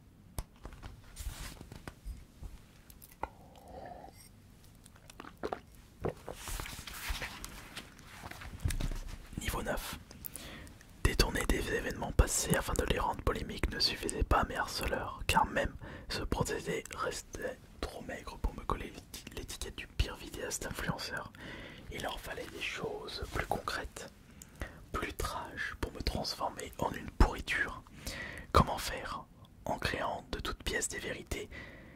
Il est tellement facile de créer des faux comptes que logiquement il est tout aussi facile de créer des fausses vérités. On va commencer doucement avec un fait un peu anodin. Moi qui me cassais pas mal, les bonbons. Pour être à mon côté collectionneur passionné afin de me faire perdre de la crédibilité, les toxiques du net me considéraient comme un acheteur compulsif et de ce fait comme un malade mental qui compense sa maladie à travers l'achat de jeux vidéo en masse. Je savais qu'au fond de moi, c'était faux. Mais cela ne m'a pas empêché de faire des recherches sur cette maladie. Après plusieurs tests, j'étais très loin d'être un acheteur compulsif, puisque j'ai toujours cette phase de réflexion avant d'acheter quoi que ce soit, chose que n'ont pas les acheteurs compulsifs. Malgré ça, les harceleurs avaient réussi à poignarder ma crédibilité avec des commentaires. La deuxième chose que mes harceleurs ont créé est un côté insolent de ma part envers mes abonnés. Pour ce faire, ils ont pointé du doigt mon compte eBay pour m'accuser de revente de cadeaux d'abonnés. C'est à partir de 2015 que j'ai commencé à recevoir des cadeaux de la part de mes abonnés. Je recevais des jeux, des consoles, des collecteurs, des livres et des dessins. Recevoir un geste noble remplissait mon cœur de joie, car cela montrait que mon contenu plaisait beaucoup. J'avais décidé de partager en vidéo ces nombreux cadeaux et remercier encore plus ces généreux bienfaiteurs, ce qui n'a pas du tout plu aux harceleurs totalement dégoûtés de la vie. Évidemment, étant donné que je ne vendrai jamais de cadeaux, un cadeau c'est sacré, ils n'ont pas pu trouver la moindre preuve. Mais ils ont quand même réussi à dégoûter mes abonnés. Enfin, ils ont à dégoûter mes abonnés de m'offrir des cadeaux.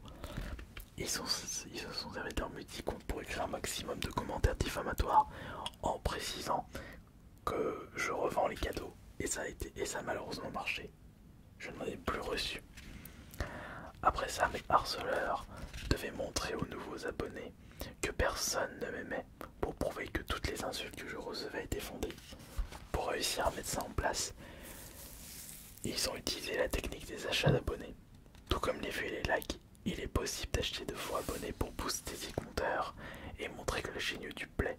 Bien entendu, je suis totalement contre ce principe de triche qui peut me coûter un strike et la chaîne pour son prix.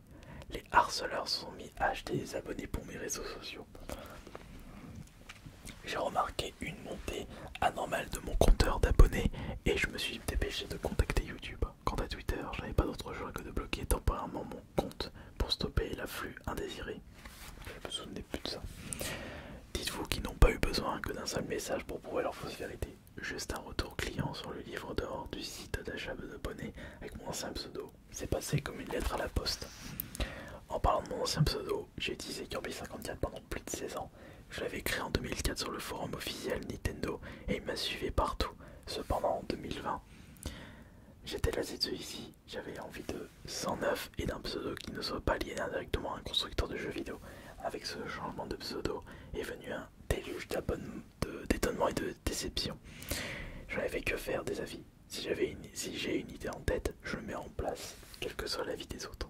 C'est un peu pareil avec ce livre. Personne n'aurait cru en voir un de ma part au vu de mon niveau de français.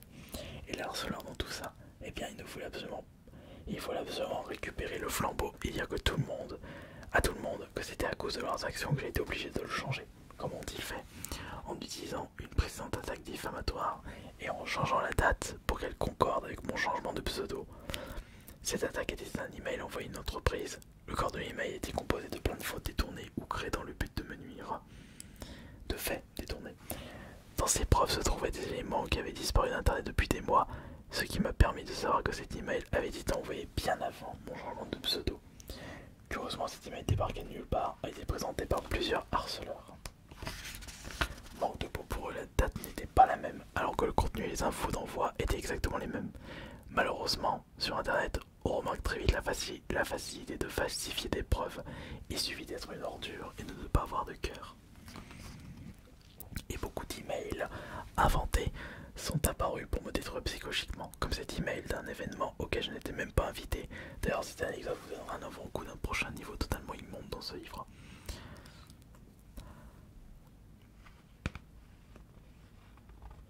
C'est à ce moment-là qu'il est devenu impératif que je contre. Avec l'aide d'un de mes modérateurs, on a pu prouver grâce à un logiciel que ces emails étaient complètement faux. Enfin, ce n'étaient pas les emails, mais une capture d'écran. Il y avait eu plusieurs collages sur cette capture d'écran, ce qui a rendu cette preuve caduque. Seulement voilà, même en prouvant que des accusations sont fausses, cela reste compliqué de le faire comprendre à des abonnés. Je n'ai malheureusement pas le temps pour faire ça. Tout comme les preuves détournées, vous n'imaginez pas tout ce qui a été créé dans le but de me nuire. Tout comme la connerie humaine, la haine n'a pas de limite. Pourquoi s'embêter à chercher une preuve alors qu'on peut facilement la créer?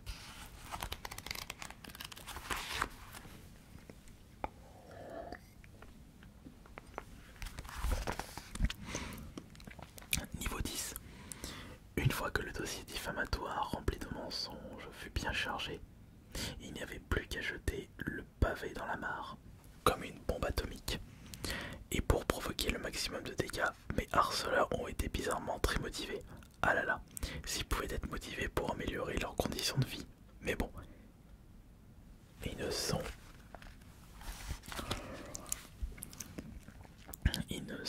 peut-être pas assez intelligents pour penser à ça. Afin de répandre au mieux tous ces mensonges, ils ont utilisé tout ce qui était possible à faire sur internet. Site internet dédié, chaîne YouTube, page Facebook, compte Twitter et j'en passe. Toutes ces méthodes vont devenir rapidement efficaces de par leur côté drama, et le drama toujours attiré du monde. Pire que la diffamation, laissez-moi vous présenter l'appel à la haine. En combinant les preuves détournées et le stalkage, Mes harceleurs avaient mis en place un site internet regroupant tous mes faits et gestes, classés chronologiquement et mis à jour régulièrement. Évidemment, ils n'allaient pas mettre les moments où j'offre des cadeaux, organise des concours, remercie les abonnés. Ce n'était pas assez polémique. Ils ont préféré recenser les choses qui fâchent pour atteindre leurs objectifs. Effet vicieux de cette stratégie, elle permettait de les motiver à créer de nouvelles fausses vérités. Telle une salle de trophées, ils étaient fiers de tout son contenu. Ils avaient pensé à tout. Une version résumée était disponible à la lecture pour les internautes qui avaient la flemme de lire l'intégralité du site. Cependant, il n'était pas nécessaire aux harceleurs de créer un site de A à Z. Il était possible de débarquer en masse sur un site connu pour répandre leur haine. Ce qui s'est passé sur un site permettant aux internautes de noter et donner leur avis sur des films, jeux vidéo, livres ou séries. Une section spéciale influenceur avait été créée. Avant les faits, mon profil n'existait pas sur le site. Il avait été créé par roulement de tambour, un harceleur puisque le premier avis était un 0 pointé contenant un florilège de ragots. Par la suite, plusieurs avis négatifs ont débarqué, contenant tous les mêmes mensonges afin de créer un effet de masse. De plus, il était facile de créer des multicomptes pour faire croire que mon contenu était le pire d'internet. Pour les réseaux sociaux populaires, je ne me fais pas de soucis concernant Twitter, sachant que la haine et les insultes y sont monnaie courante. À croire que personne n'est content sur ce site, ce qui est franchement dommage. Quand on va sur internet, c'est avant tout pour passer du bon temps et oublier les tracas quotidiens. Enfin, tout le monde n'a pas la même conception d'internet. J'ai eu plus de problèmes avec certains comptes Facebook qui s'étaient transformés en lanceurs d'appels à la haine réguliers. À chaque nouvelle vidéo, chaque nouvel événement, c'était des nouveaux posts demandant aux utilisateurs de faire le nécessaire pour m'insulter et de démonter les avis positifs. J'ajoute à cela les multiples partages de fausses vérités pour encore plus me descendre. C'était un cauchemar sans fin. La meilleure technique pour répandre la haine reste les vidéos YouTube. Cependant, parmi un nombre incalculable de nouvelles vidéos téléchargées toutes les secondes, la ruse s'avère primordiale. Il fallait utiliser les bons mots-clés, utiliser un titre diffamatoire mais pas trop, sourcer à fond les descriptions et bien sûr partager en masse. En ce qui concerne le contenu, c'était selon l'humeur, l'envie et le côté machiavélique du harceleur. On pouvait se retrouver avec du caca en barre ou un résultat assez pro. Je me suis retrouvé avec une nuée de nouvelles vidéos plus ou moins diffamatoires. Certaines contenaient tellement d'insultes qu'on aurait pu croire que j'avais frappé la famille des créateurs de ces vidéos. D'autres étaient plus fourbes. Et c'était ces vidéos qui me posaient le plus de problème. En effet, il devient compliqué de contrer de faux arguments quand ils sont bien présentés. Et pour ce faire, il suffit de présenter une vidéo propre, ne pas utiliser de langage grossier, jouer sur les mots, utiliser le maximum de mensonges en une courte durée. Sur une courte durée. Une vidéo propre et bien montée apportera un grand nombre de pouces bleus, ce qui apportera une certaine crédibilité à la vidéo. La non-utilisation de langage grossier apportera la maturité, ce qui augmentera la crédibilité. Et l'utilisation de mensonges en une courte durée tout en jouant sur les mots permettra aux téléspectateurs de ne pas trop se poser de questions sur la véracité de ses propos. De plus, l'usage de multicomptes pour encourager les vidéastes harceleurs sera parfait pour l'espace commentaire. Tout ce mélange malsain a eu un effet dévastateur sur ma crédibilité. Je me suis retrouvé avec plein de remarques de la part de personnes qui sont tombées dans le panneau. Attention à ne pas mettre tout le monde dans le même panier. Ce n'est pas parce qu'un vidéaste décide de faire une vidéo critique sur moi qu'il devient automatiquement un harceleur. Chacun est libre de donner son avis sur tel ou tel sujet, mais il ne faut pas que celui-ci soit volontairement diffamatoire, surtout qu'une critique neutre mettant en avant les points positifs et négatifs peut être bénéfique pour le vidéaste si les arguments sont bons. Cependant, il faut savoir faire la différence entre une critique et une insulte. Une critique contenant des injures ne peut être considérée comme une critique. Il en va de même pour les mensonges. Mettre en avant un mensonge est une forme d'insulte, ce qui rend la vidéo critique caduque en crédibilité. Malheureusement, beaucoup de personnes ont l'insulte facile et pour ma part, jamais je ne considérerais une critique comme étant constructive si elle contient des offenses. De plus, les vidéos diffamatoires à mon égard ont tellement eu de succès que cela a poussé d'autres vidéastes sans talent à faire de même pour tenter de récupérer un peu de popularité éphémère. Tout comme mes harceleurs, certains c'était des internautes que je ne connaissais pas. Ah bah oui, c'était plus facile de me cracher à la tronche plutôt que de proposer un contenu correct et passionnant. Mais qu'en est-il des vidéastes qui avaient réalisé des avis constructifs en vidéo? Ils ont évidemment été contactés par mes harceleurs, beaucoup de lèches de leur part, avec des commentaires du style: ouah, ta vidéo est magnifique, je ne te connaissais pas avant, plus un abo. Cependant, ta critique constructive est incomplète. Tu as oublié de parler de insérer un mensonge. Tu pourras retrouver tous les détails sur le lien suivant insérer un lien de site internet diffamatoire. C'est alors que des vidéastes avides de vues se sont mis à sortir de nouvelles vidéos sur moi, mais cette fois-ci non constructives et totalement diffamatoires. Attendez. Ne fermez pas le livre. Je vous ai pas encore cité les pires choses que j'ai subies.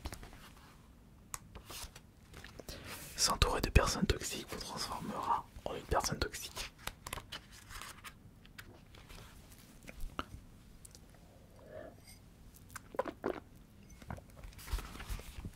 Niveau 11. Pour pouvoir gagner rapidement de la popularité dans le milieu de l'influence, le mieux est de faire des collaborations avec des gros influenceurs. Vous pouvez doubler votre nombre d'abonnés juste en apparaissant dans la vidéo d'un vidéaste populaire et votre compteur peut complètement exploser si vous visez les gros poissons. Pour ma part, je ne suis pas intéressé par cette stratégie. Néanmoins, cela ne m'empêche pas de collaborer de temps en temps avec des vidéastes que j'apprécie. Par conséquent, la nouvelle stratégie des harceleurs était de me faire détester par des gros youtubeurs afin que je ne fasse plus la moindre collaboration. C'était une nouvelle fois un travail de grande envergure qui demandait beaucoup de ressources et de temps. En effet, il fallait une nouvelle fois utiliser des méthodes citées précédemment sur les vidéos des autres vidéastes, mais également sur les réseaux sociaux. Le but était de montrer que je n'apportais que de la négativité. On se demande à cause de qui. Pendant la période où la haine autour de mon pseudo a atteint son paroxysme, les vidéastes spécialisés dans la critique YouTube devenaient de plus en plus populaires. Les harceleurs les avaient tous contactés pour les motiver à faire une vidéo critique sur moi, afin d'encore plus me décrédibiliser. Toujours un joli message de soutien avec pas mal de lèche. Bonjour cher vidéaste talentueux, je suis tombé sur tes vidéos critiques et elles étaient excellentes. Je vous conseille de faire une critique sur ce youtubeur toxique sans talent en parlant de moi. Son nombre de casseroles est tellement grand qu'une vidéo de 30 minutes ne suffira pas en précisant tous les mensonges. Heureusement, tous ne prenaient pas en compte ces demandes puisqu'ils n'étaient pas intéressés par les ragots non fondés. Cela pouvait impacter leur crédibilité. Aussi, je me souviens qu'une anecdote qui m'avait profondément marqué quand un grand vidéaste a demandé à sa communauté quel influenceur il souhaitait voir dans sa prochaine vidéo. Beaucoup de noms ont été cités dans les commentaires, dont le mien. Chouette. Le problème, encore une fois, c'est que les harceleurs avaient repéré ces fameux commentaires. Ils ont par conséquent insulté les personnes qui m'avaient cité en racontant n'importe quoi. Ils sont même allés jusqu'à signaler les commentaires pour qu'ils disparaissent de la circulation, pour montrer que personne ne me soutenait. Pour pousser encore plus loin, ils ont usé de tous leurs multicomptes pour m'incendier dans l'espace des commentaires. On s'était retrouvé dans une vague d'insultes citant mon pseudo. C'était devenu n'importe quoi, mais la technique avait porté ses fruits. Il n'y avait plus de commentaires de soutien que des insultes par rapport à mon pseudo. De même sur des réseaux sociaux comme Twitter ou Facebook, dès qu'un gros influenceur demandait à sa communauté quel était son vidéaste préféré, ça partait en croisade lorsqu'une personne osait citer mon pseudonyme. C'était pire quand un groupe vidéaste demandait à sa communauté quels étaient les pires vidéastes, toujours hors de moi. Lorsque je constatais les mêmes pseudonymes de harceleurs dans les commentaires, de plus vous n'imaginez même pas le bonbon quand c'est les sondages pour élire le pire de l'année. Allez hop, j'ai utilisé à foison les multicomptes tout en continuant à me lyncher. Cependant, avant de me prendre cette vague de haine extrême, j'avais pu faire quelques partenariats avec certains vidéastes. Dites-vous que ces vidéos sont pris des raids de mass dislike afin de dégoûter le vidéaste avec qui j'ai pu faire une vidéo tout en pourrissant l'espace commentaire. Résultat des courses, les autres vidéastes ne voulaient plus de moi sur leur chaîne à cause de mes harceleurs. Ils ne voulaient pas à leur tour se retrouver dans une atmosphère de haine. Le pire dans tout ça, c'est qu'il n'y avait rien à me reprocher. Enfin, j'étais courtois et sérieux sur la vidéo, ce qui avait provoqué une certaine incompréhension de la part du public qui n'était pas au courant de mon harcèlement. Je crois que le plus horrible restant l'incitation à la haine chez les petits vidéastes, afin que ces personnes deviennent à leur tour haineux et ainsi sortir des vidéos d'insultes à mon égard. Mes harceleurs avaient prévu un stratagème astucieux et démoniaque. Lorsque des harceleurs éclaireurs dénichaient un petit vidéaste ne me connaissant pas et qui était en live, et ils prévenaient tous les autres pour partir en quête de haine. Ils se faisaient passer pour ma communauté et se mettaient à lyncher ce vidéaste en prétextant un appel à la haine de ma part. Son live chat devient un espace exécrable à lire et il est facile de faire péter un câble aux vidéastes à cause de son manque d'expérience. Je n'en veux pas à ces vidéastes amateurs qui n'ont jamais eu autant d'insultes d'un coup et c'est humain de perdre son sang-froid à cause de ça. Le principal problème reste que ces techniques de manipulation étaient efficaces puisque ces vidéastes se sont mis à m'insulter en plein live pensant que c'était moi qui avais demandé à ma communauté de les lyncher. Et comme si ce n'était pas assez, certains ont profité pour tourner des vidéos diffamatoires alors que je n'avais rien demandé. J'ai appris l'existence de cette méthode au moment où j'avais reçu des plaintes de vidéastes piégés par mes harceleurs. Certains ont été compréhensifs, d'autres moins, malgré les preuves qui prouvaient qu'à aucun moment je n'avais fait appel à ma communauté pour pourrir d'autres vidéastes. Un jour, je me souviens avoir tenté de me défendre sur le live d'un vidéaste qui ne me connaissait pas. On m'avait mis au courant que mes harceleurs avaient débarqué sur le live de quelqu'un et qu'ils utilisaient le même stratagème. J'avais débarqué sur le chat et tenté de convaincre le vidéaste que je me faisais une nouvelle fois piéger. Malheureusement, j'étais seul contre tous. Comment pouvez-vous vous défendre contre une armée de manipulateurs? Les harceleurs ont commencé par dire aux vidéastes que je n'étais qu'un fake compte sans intérêt. Même si par malheur j'arrivais à prouver la véracité de mes propos aux vidéastes, les harceleurs passaient à l'étape supérieure. Ce jour-là, j'avais réussi à prouver que j'étais le vrai derrière mes commentaires. C'est alors qu'un florilège d'insultes et de commentaires diffamatoires s'est abattu dans le chat. Le seul moyen pour moi d'arrêter tout ça fut de contacter de vive voix le vidéaste, mais rien à faire. Il avait rejoint le club des victimes en devenant totalement haineux et ne voulait plus entendre parler de moi. On ne se connaissait pas et pourtant il a suffi de l'intervention des harceleurs pour fermer définitivement le dialogue. Constater son impuissance est sans doute une forme d'humiliation. Non, et sans doute une forme d'humilité. Mais il reste une attaque psychologique qui peut vous dégoûter des réseaux sociaux. Je ne sais pas combien de vidéastes ont été victimes de cette mascarade. Des dizaines, des centaines. Impossible de répondre à cette question, sachant que je n'ai pas les yeux partout sur internet. Diviser pour mieux répandre la haine. Niveau 12. Pour ce niveau 12, on va parler d'un sujet encore récurrent aujourd'hui.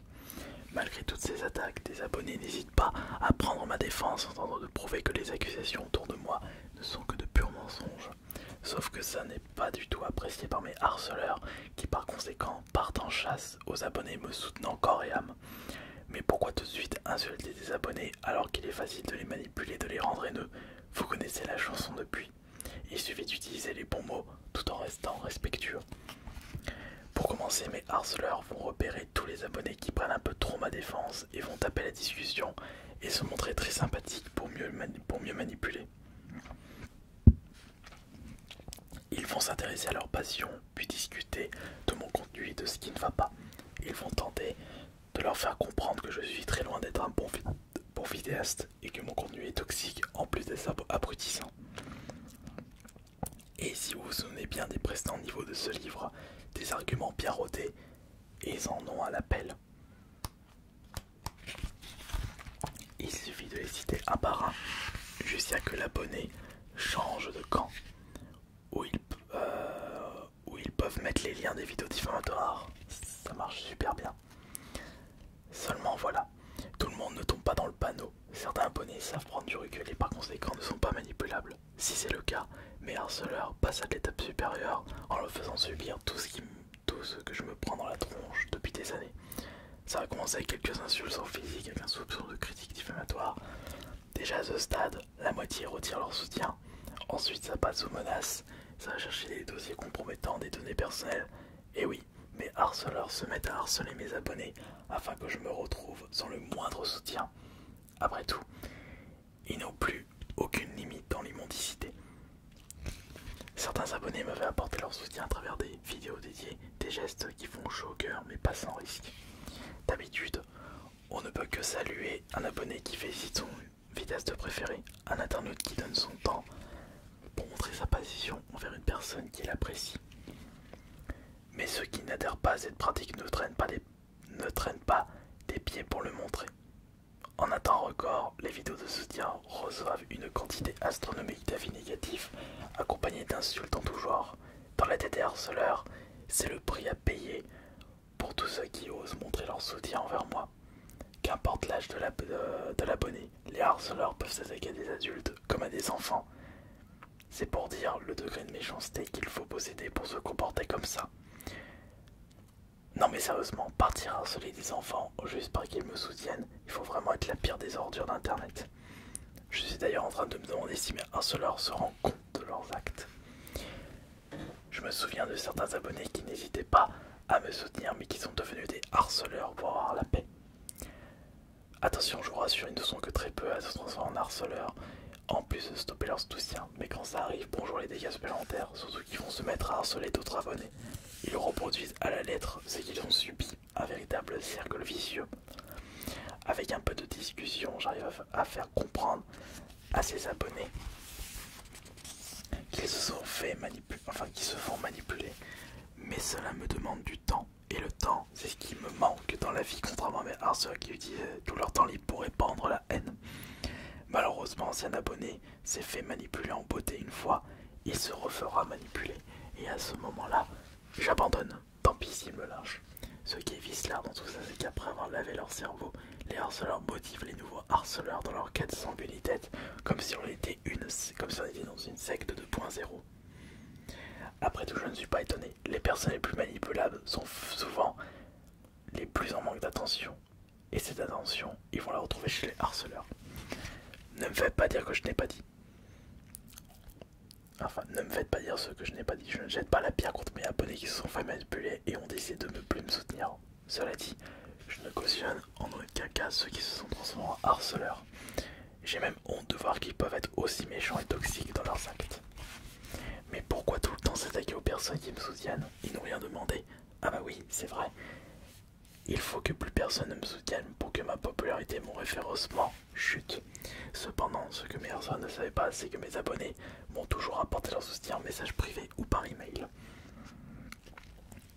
Cependant, il faut rester vigilant sur ces messages de soutien. Certains harceleurs peuvent se servir de ça pour encore plus vous enfoncer afin que vous ne prêtiez plus attention à ce qui vous motive à continuer. C'est ce qui m'est arrivé avec un abonné devenu harceleur qui m'avait contacté pour apporter son soutien. Il m'avait proposé un vocal en précisant que c'était toujours mieux de discuter à vive voix. J'avais aveuglement accepté sa demande et on avait longuement discuté de tout ce qui se passait autour de mes réseaux sociaux. C'était un échange assez riche. C'est alors que sans crier gare, cet abonné me met un joli coup de couteau dans le dos. Il avait enregistré en secret toute notre conversation vidéo afin de le diffuser sur internet. Même si je n'avais pas parlé de sujets polémiques, rappelez-vous qu'en jouant sur les mots, en plus de faire du montage, on peut faire croire n'importe quoi aux auditeurs. Oui, j'avoue que j'aurais dû rester sur mes gardes, mais je ne pensais vraiment pas que quelqu'un puisse me faire un coup pareil. Il est vrai que ce qui ne nous tue pas nous rend plus forts, mais ce n'est vraiment pas une partie de plaisir de se prendre ce type d'attaque. Et surtout qu'on est obligé de subir cette attaque pour devenir plus prudent par rapport à ce qu'on fait sur internet. Le cyberharcèlement peut toucher n'importe qui.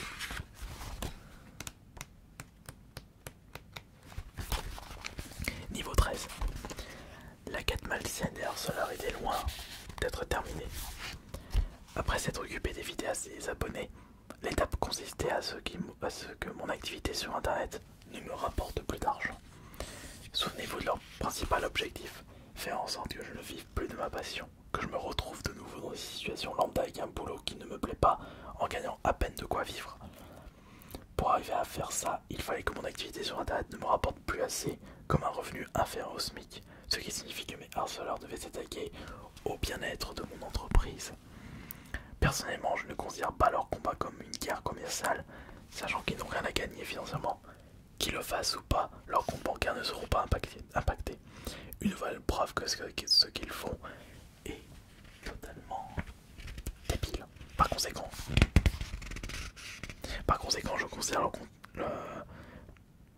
je considère leur combat toxique comme une tentative de sabotage commercial. C'est grave d'en arriver là juste parce que l'on n'aime pas une personne. Bonjour la perte de temps.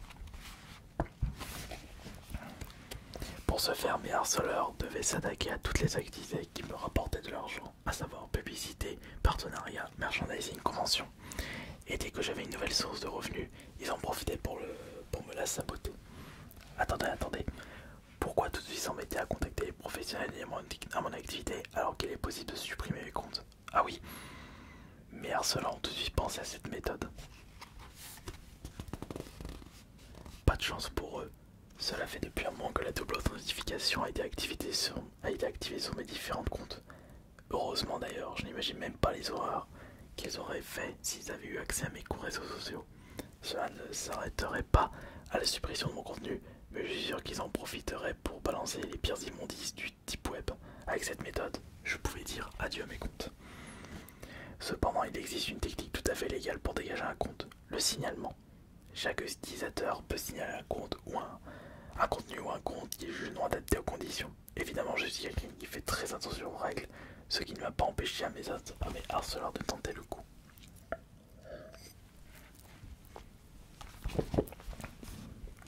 Bien entendu, un seul signalement ne sera jamais pris en compte. Il faut des centaines, voire des milliers de signalements pour que cela aboutisse. Je ne dis pas que le signalement en soi est mauvais, il permet aux utilisateurs de signaler des comptes ou des contenus totalement immoraux. Mais c'est comme dans tout, non. Mais c'est comme tout. On ne crée pas une fonctionnalité pour nuire, mais pour améliorer. Sauf qu'une fonctionnalité peut être détournée dans le but de détruire. Armés de tous leurs multi-comptes, encore aujourd'hui mes harceleurs signalent quotidiennement tous mes contenus et tous mes comptes dans l'espoir que l'un d'eux se fasse strike. Qu'importe la raison, tant que le signalement est fait, c'est le principal. Je me souviendrai toujours des paroles d'un modérateur d'un site qui m'avait dit que mon compte était l'un des plus signalés de celui-ci. Sans compter toutes les infos où mes harceleurs espéraient, non toutes les fois où mes harceleurs espéraient un pet de travers de ma part sur mes apparitions en direct pour me signaler. Quoique même si je ne fais rien de grave, mes lives sont massivement signalés pour X raisons. Au final, je n'ai pas du tout été impacté par le signalement de masse, sachant que la seule chose retirée n'était qu'une story Instagram dans laquelle j'étais torse nu. Maintenant, on va s'intéresser au merchandising. Pour pouvoir mettre un peu de beurre dans les épinards, il est possible de créer des t-shirts et des posters à l'effigie de sa chaîne. Évidemment, vous imaginez qu'ils ont tout le temps signalé en masse mes ventes de t-shirts sur internet. Mais le plus amusant reste mon historique, ma vente de posters en convention. Lorsque je suis invité en convention, j'en profite pour vendre des posters à tous les abonnés intéressés au prix de vente de 5 ou 10 euros. C'est l'abonné qui joue des valeurs. Mes harceleurs ont osé dire que c'était un véritable manque de respect envers mon public car ils n'ont pas à payer ce genre de produit. Bizarrement, ils ne disent pas ça aux autres vidéastes qui vendent des produits dérivés ou aux acteurs qui font payer leurs séances photos et leurs dédicaces. Normal, ils ne s'appellent pas sérieux. En parlant de convention, il faut savoir que les Toxiques du Net contactent toutes les conventions auxquelles je participe en tant qu'invité vidéaste. En effet, être invité à une convention permet d'avoir de la visibilité en plus d'être payé par l'organisation. Comment ont-ils fait? En utilisant les mêmes méthodes avec les abonnés, c'est-à-dire manipulation, détournement de preuves et tout ce qui va avec. Les organisateurs d'événements ne peuvent pas être au courant de tout ce qui tourne autour de leurs invités. Ils n'ont pas le temps pour ça. Mais lorsque tu reçois des centaines d'emails diffamatoires contre une seule et même personne, tu commences à te poser des questions. Résultat des courses, des salons annulaient mon invitation sans vérifier la véracité des accusations. Heureusement que toutes les organisations ne se comportaient pas comme ça. Même si je devais encore me justifier sur tout ce que je me prenais dans la face durant des années. En plus, il y avait un double impact psychologique avec ça. J'étais déçu de voir que les organisateurs avaient cru à de tels mensonges et j'étais déçu pour mes abonnés qui souhaitaient me rencontrer sur place. Cependant, j'avais pu trouver un stratagème pour contrer tous ces emails diffamatoires. À chaque fois qu'une convention m'invite, si elle reçoit des emails réclamant le retrait de mon invitation, je conseille aux organisateurs de demander aux personnes leur carte d'identité afin de vérifier tous les emails, si tous les emails ne proviennent pas d'une unique personne. C'était une technique imparable et depuis sa mise en place, je n'ai plus de problème par la suite. Et il n'y a que tout ça aurait pu être évité si le grand organisateur David Grenet ne m'avait pas banni sans raison comme un malpropre. Un jour, j'ai participé à un vide-grenier en tant qu'exposant. La journée s'était d'ailleurs bien passée. Et plusieurs jours plus tard, je reçois un email m'annonçant que j'avais été banni de l'événement pour recel. Alors bon, c'est quoi ce foutoir? Jamais je n'aurais pris le risque de vendre de recel, sachant que c'est interdit par la loi. Et je ne suis pas un voleur.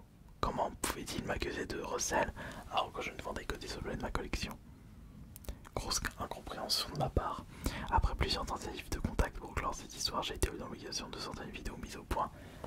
Après tout, mes harceleurs avaient tellement ri cette réussite morbide que je n'avais plus rien à faire.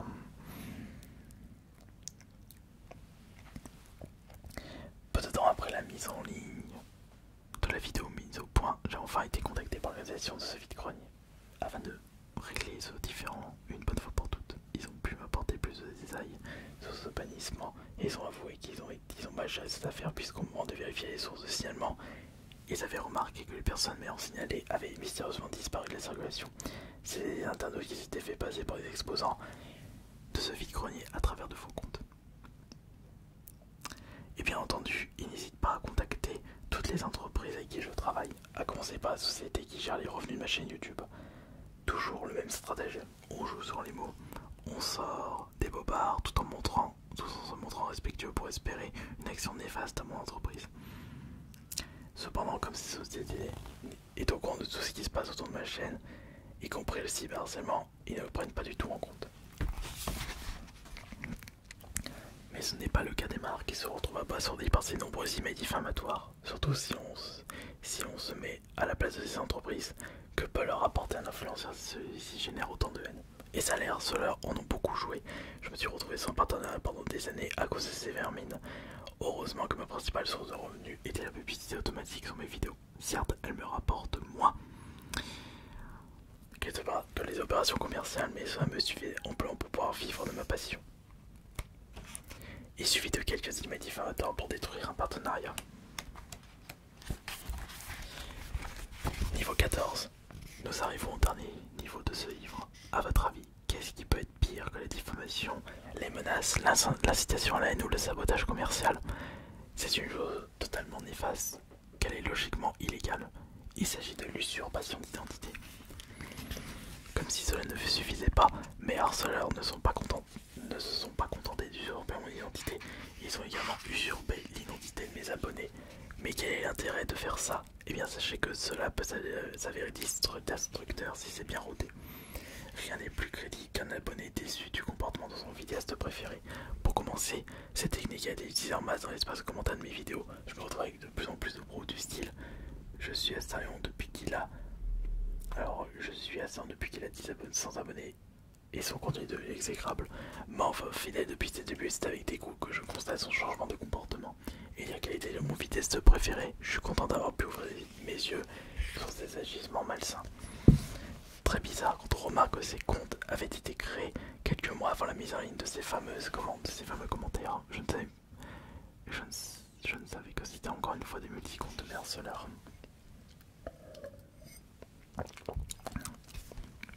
Usurper l'identité de mes abonnés a également permis à mes harceleurs de contacter Convention en se faisant passer pour eux.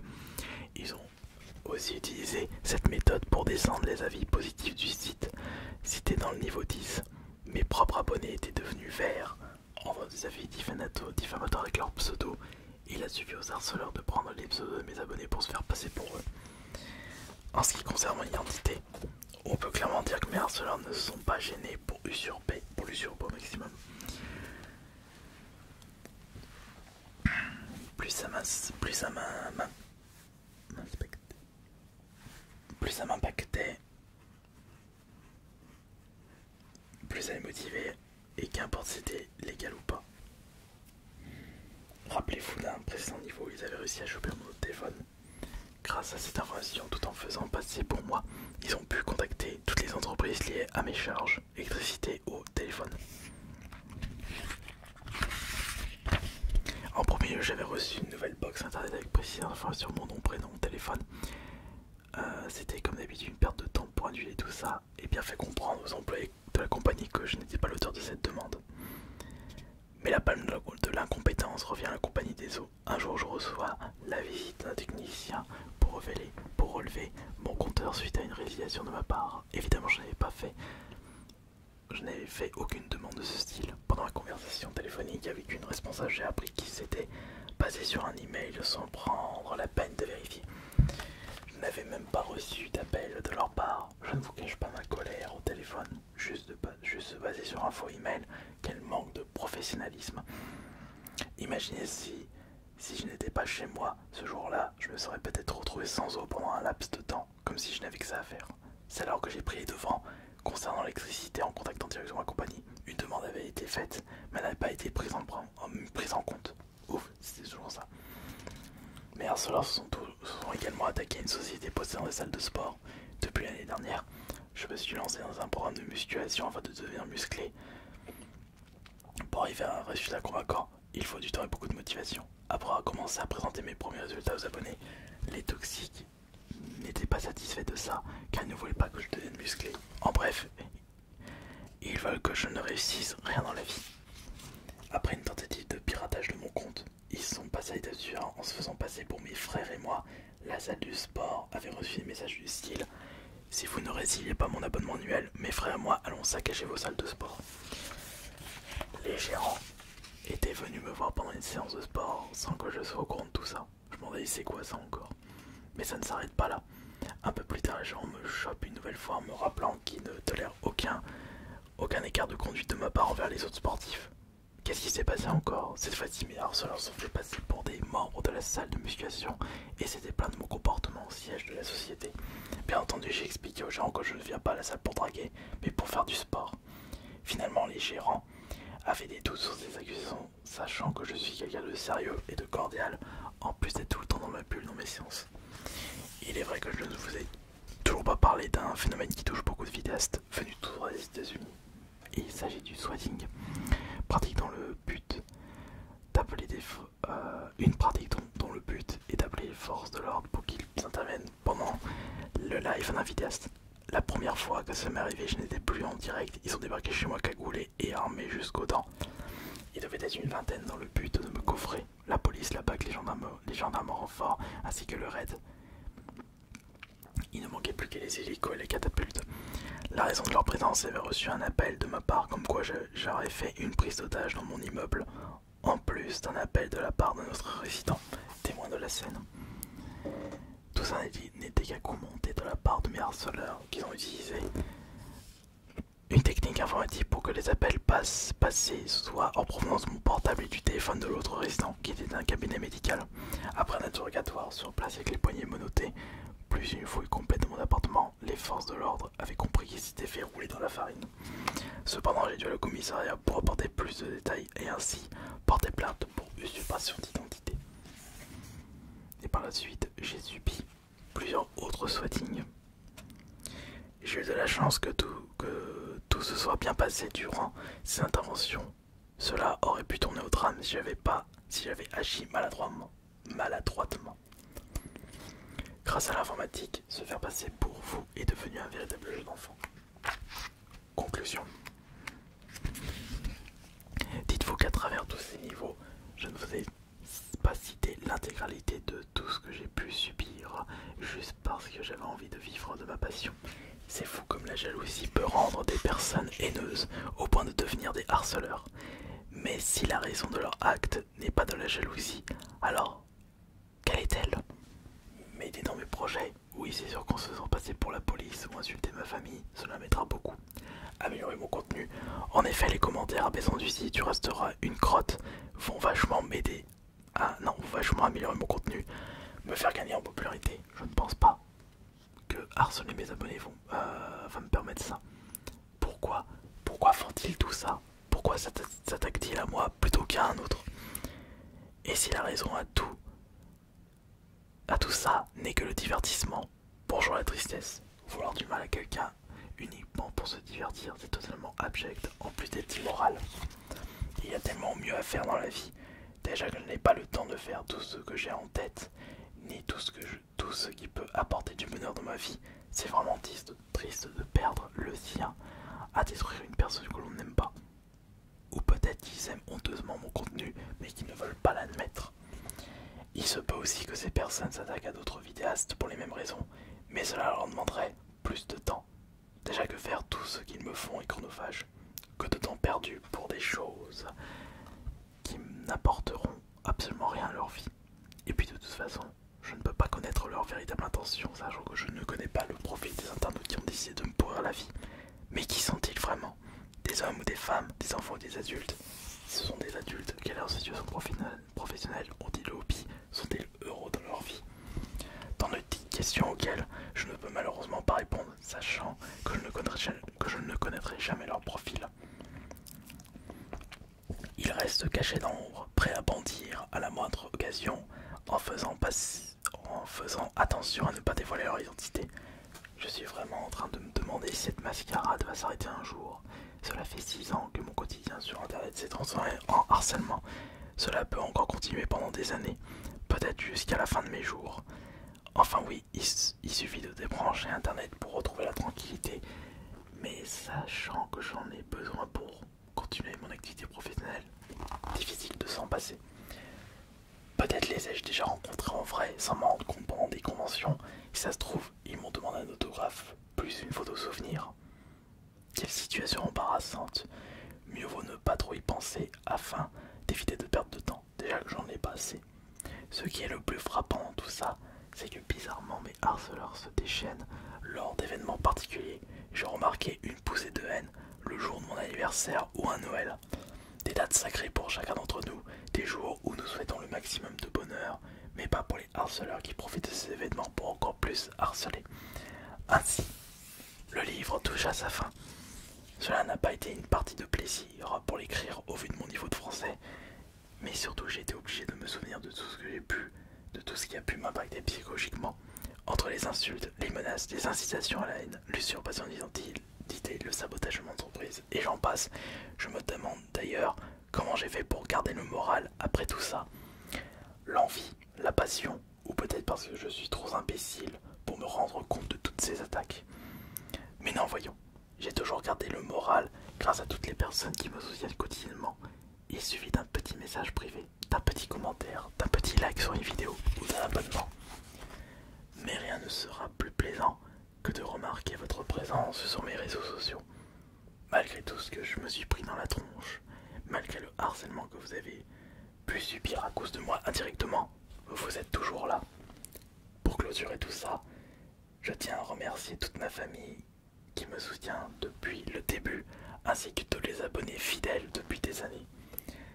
J'espère ne pas vous avoir trop dégoûté des réseaux sociaux à travers ce livre. Mais il faut que vous gardiez en tête que des personnes de jour au lendemain peuvent vous pourrir la vie pour une raison que vous ne connaîtrez jamais.